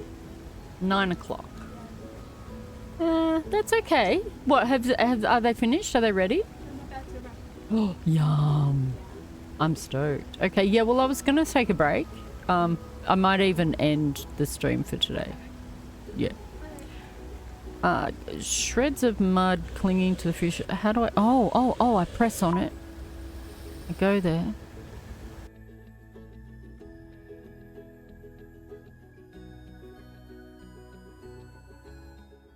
So we'll just do this, I reckon. I've done pretty well. I haven't eaten any biomass, so I'm certainly getting there with my achievement. And mostly what I wanted to do today was show everyone this game. Voice from the speakers. Ooh, do you hear that rousing new instrument joining the melody? That's a heroine appearing to help the damsel in distress. Ah, progressive. How progressive and romantic. Those pesky fans who tore my security to bits just to get a little piece of me. Retro diva Mariquid? Darling, could you rid this damsel of their presence? Oh, yeah, there's things here. Oh no, we don't want to go outside. Go back in. Go back in. Reach the cockpit. Okay. How do I... What's this? Check this. Now that's what I call true power of music. And it's all thanks to you, darling. You were marvellous. But don't make a lady wait. I'm trapped in the cockpit. Come free me, my protector. Okay. Okay.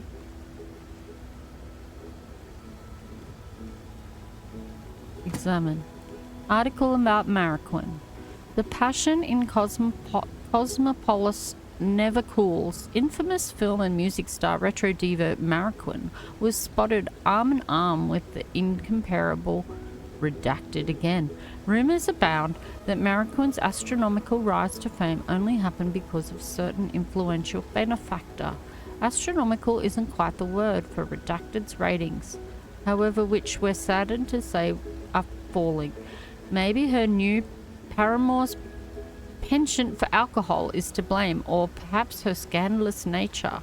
They do say that madness and genius often go hand in hand after all. We do hope our beloved Redacted will come to her senses and put an end to this fleeting affair, and hopefully to Mariquin's entire career. Okay, hold and drag to rotate.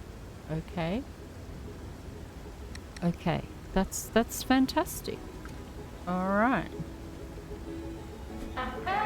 Unfortunately, you can't get into the cockpit without the access code, my poor boys. My androids knew the right digits. Try and find them if they're still alive. To find the access code now? Check. Oh, okay.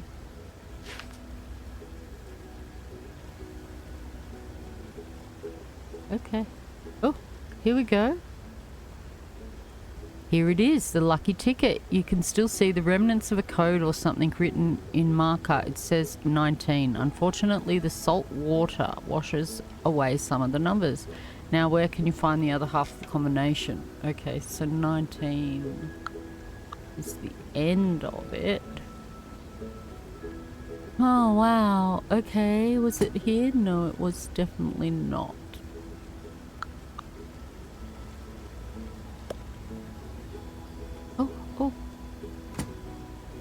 Oh. Where will this ticket take you? A sunny coastal resort or military aircraft carrier? Who knows? On a wild goose chase, who knows? The ticket is stained with electrolyte slime, so you can't see the destination. Okay, so not there.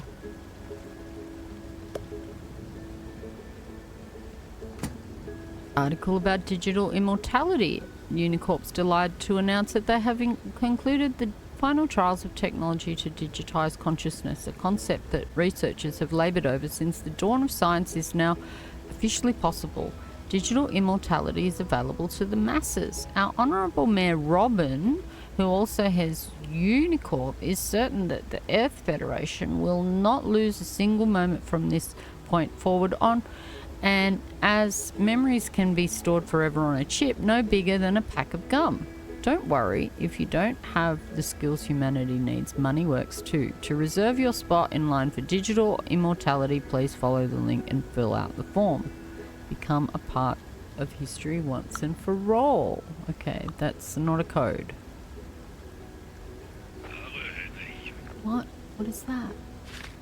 Come in, Echo Base. Do you copy? This is Mariquin Brondo's plane. Please respond. You probably can't see it all.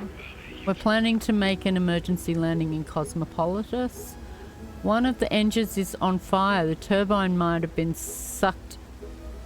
The turbine might have sucked in a bird, rumbling. I can't help it. They dive-bombed the plane. Ground control, we're experiencing a fire on board. Please respond. We're losing altitude. Looks like we need to make an emergency water landing. This is the captain speaking. We're going to have to descend. If the pilots need help, the 4-digit code to the cockpit is 26. Oh no, we've lost power. The server is out. Birds. Those aren't birds. They're sticking to the fuselage. Less than a minute until splashdown.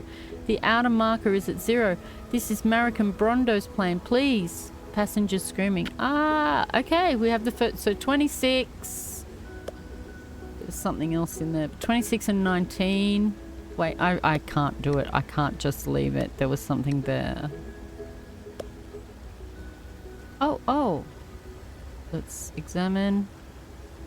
Plane ticket with silver wings on it. Probably useless now.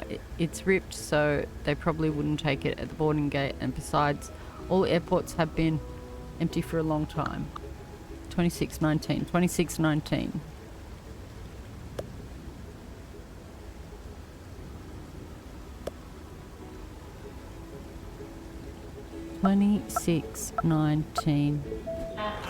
After so many years, the warrior maiden will finally save the princess. I remember the day when the woman I loved first put this song on for me. She was truly incomparable, so strong and gallant. I felt so deeply in love then that I almost fainted. It was like walking up somewhere beautiful after an endless nightmare. When we were forced apart, I wanted to become that jukebox she used, so she would touch me again and bring me to life like the old times. But now you're here, my dear, and I think I've fallen in love again. Open your chat, darling, and I'll send you a kiss. I'll be glad to help, madam, or mademoiselle, but I barely know you. You don't know who I am? Perhaps you haven't seen me before. I haven't been in many movies lately, but I'm sure you heard me sing. I'm retro diva Miss Mannequin Brondo herself. You can call me Mary. It's not every day you get a superstar asking you for help. Please, darling, get me out of this awful swamp. My poor androids will never hear my lullabies again. But I can sing a jazz ballet about your feet or set the mood with music. To leave you to this fate would be inhumane, to put it lightly. I've seen what electrocytes can do. I'll help you get home. And I can bring her back. And I think this is where we'll leave it because we saw the plane. It's kind of like you have to gather all the little friends together and then there's like a house party, and that's what I'm sort of trying to aim to. That's where I'm trying to get to, but it seems I may be a fair way from that. Days of the week. The current day of the week is shown in the character panel on the lower left. Yeah, day 6. Some crypto shops and expedition points are only available on certain days of the week. Information about their opening hours can be found in the journal tab of the character menu. Journal tab of the character menu. Where's that? In here? Journal tab. Stan the Hoarder is open. Oscar. He dreamed of opening his own store. Oh, this, you can go to these places, like using that drone. We can go and visit different places. This is a bit different though. This has changed from when I first got onto it. And then relationships, okay. So, yeah, okay. So I need to move her because I need to bring her down here. Oops. And then I'm going to leave it there, but I really hope that everybody enjoyed the game. It's super cute. As I said, I've got one more achievement for a perfect game, so I'm really keen to finish it. I don't know if I'll stream it again. I kind of really just wanted to introduce everybody to the game because I don't think it's that well known.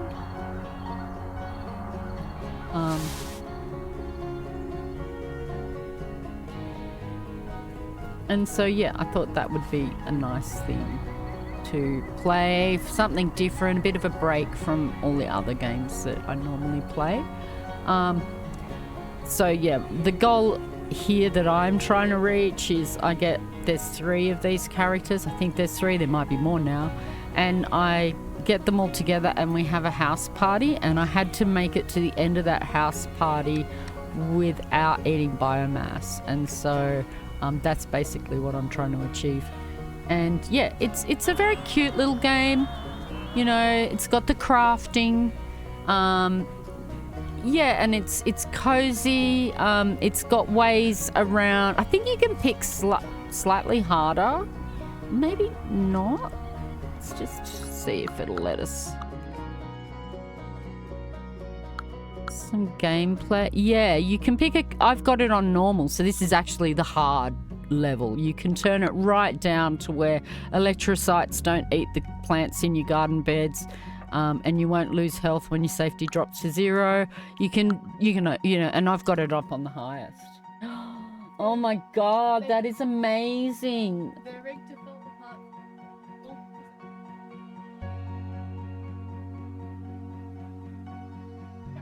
That is what my daughter just handed me. A chicken and salad.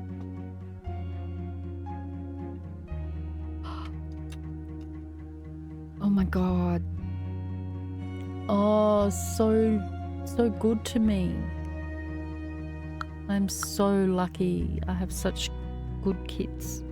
Look at that, what she handed me. Wow. All right. So I'm going to leave it at that. But I don't think I'll play this one again, like on stream. As I said, I think it's more something that I just wanted to sort of have do something a bit different and introduce everyone to it. It's such a cute game that I know a lot of people haven't heard of. It's really, really well made for early access, and there's still heaps more to do. Like I said, I'd done like almost 30 hours. I did 39 hours before I went, oh, I need to start again to get this one achievement. And I had only halfway through what was available at the time. And now there is a lot more available, and it's still nowhere near like finished, and it feels like a finished game. It plays so well, it's relatively bug free. I don't even think I've ever experienced any bugs actually with it. So yeah, excellent. That was fun, and I hope people enjoyed it. Go back, last save. Wait a minute. No, it does seem to be happy with where we are. I have to eat this meal because I'm excited. I'm excited. All right, I'm going really well with that. I'm really happy with where I got to. I don't think it'll actually take me too much longer. Maybe it would.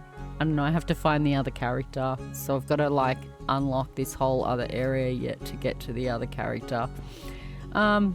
It's a slow-paced game, but that's nice. A cozy. I think it's a cozy game. So I really love it, and I love the post-apocalyptic sort of idea, even though it's so cutesy.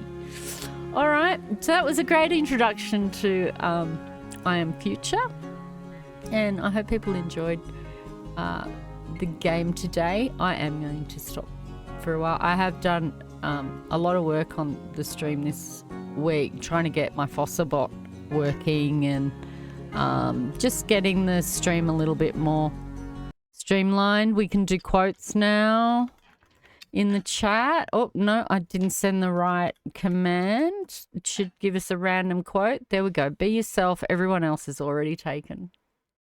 That's right. I put that one in there.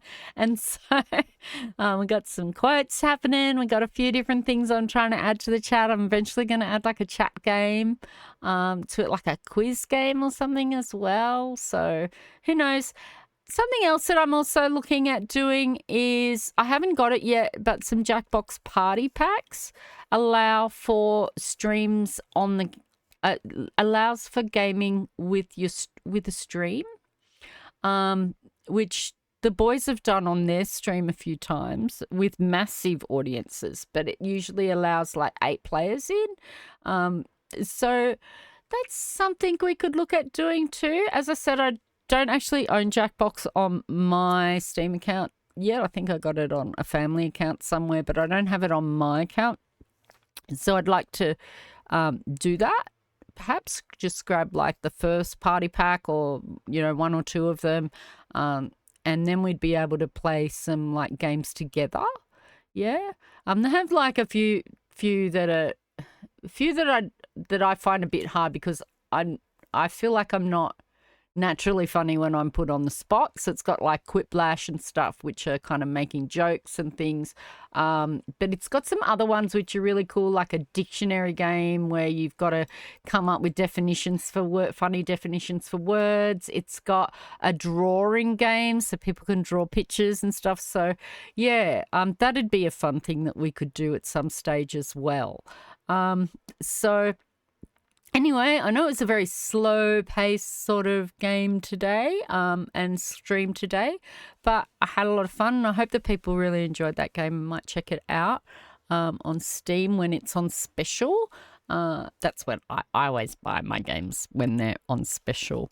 I'm a bit of a cheapskate there, but yeah, that's how I find them too. That's sometimes how you find something that's different and fun. Okay. Thanks so much for joining me again. I'm going to try and do a stream sometime during the week next week, but I do have a lot on. Yeah, I've got to take my bike to get it serviced. I couldn't take it this week because it was kind of threatening to rain.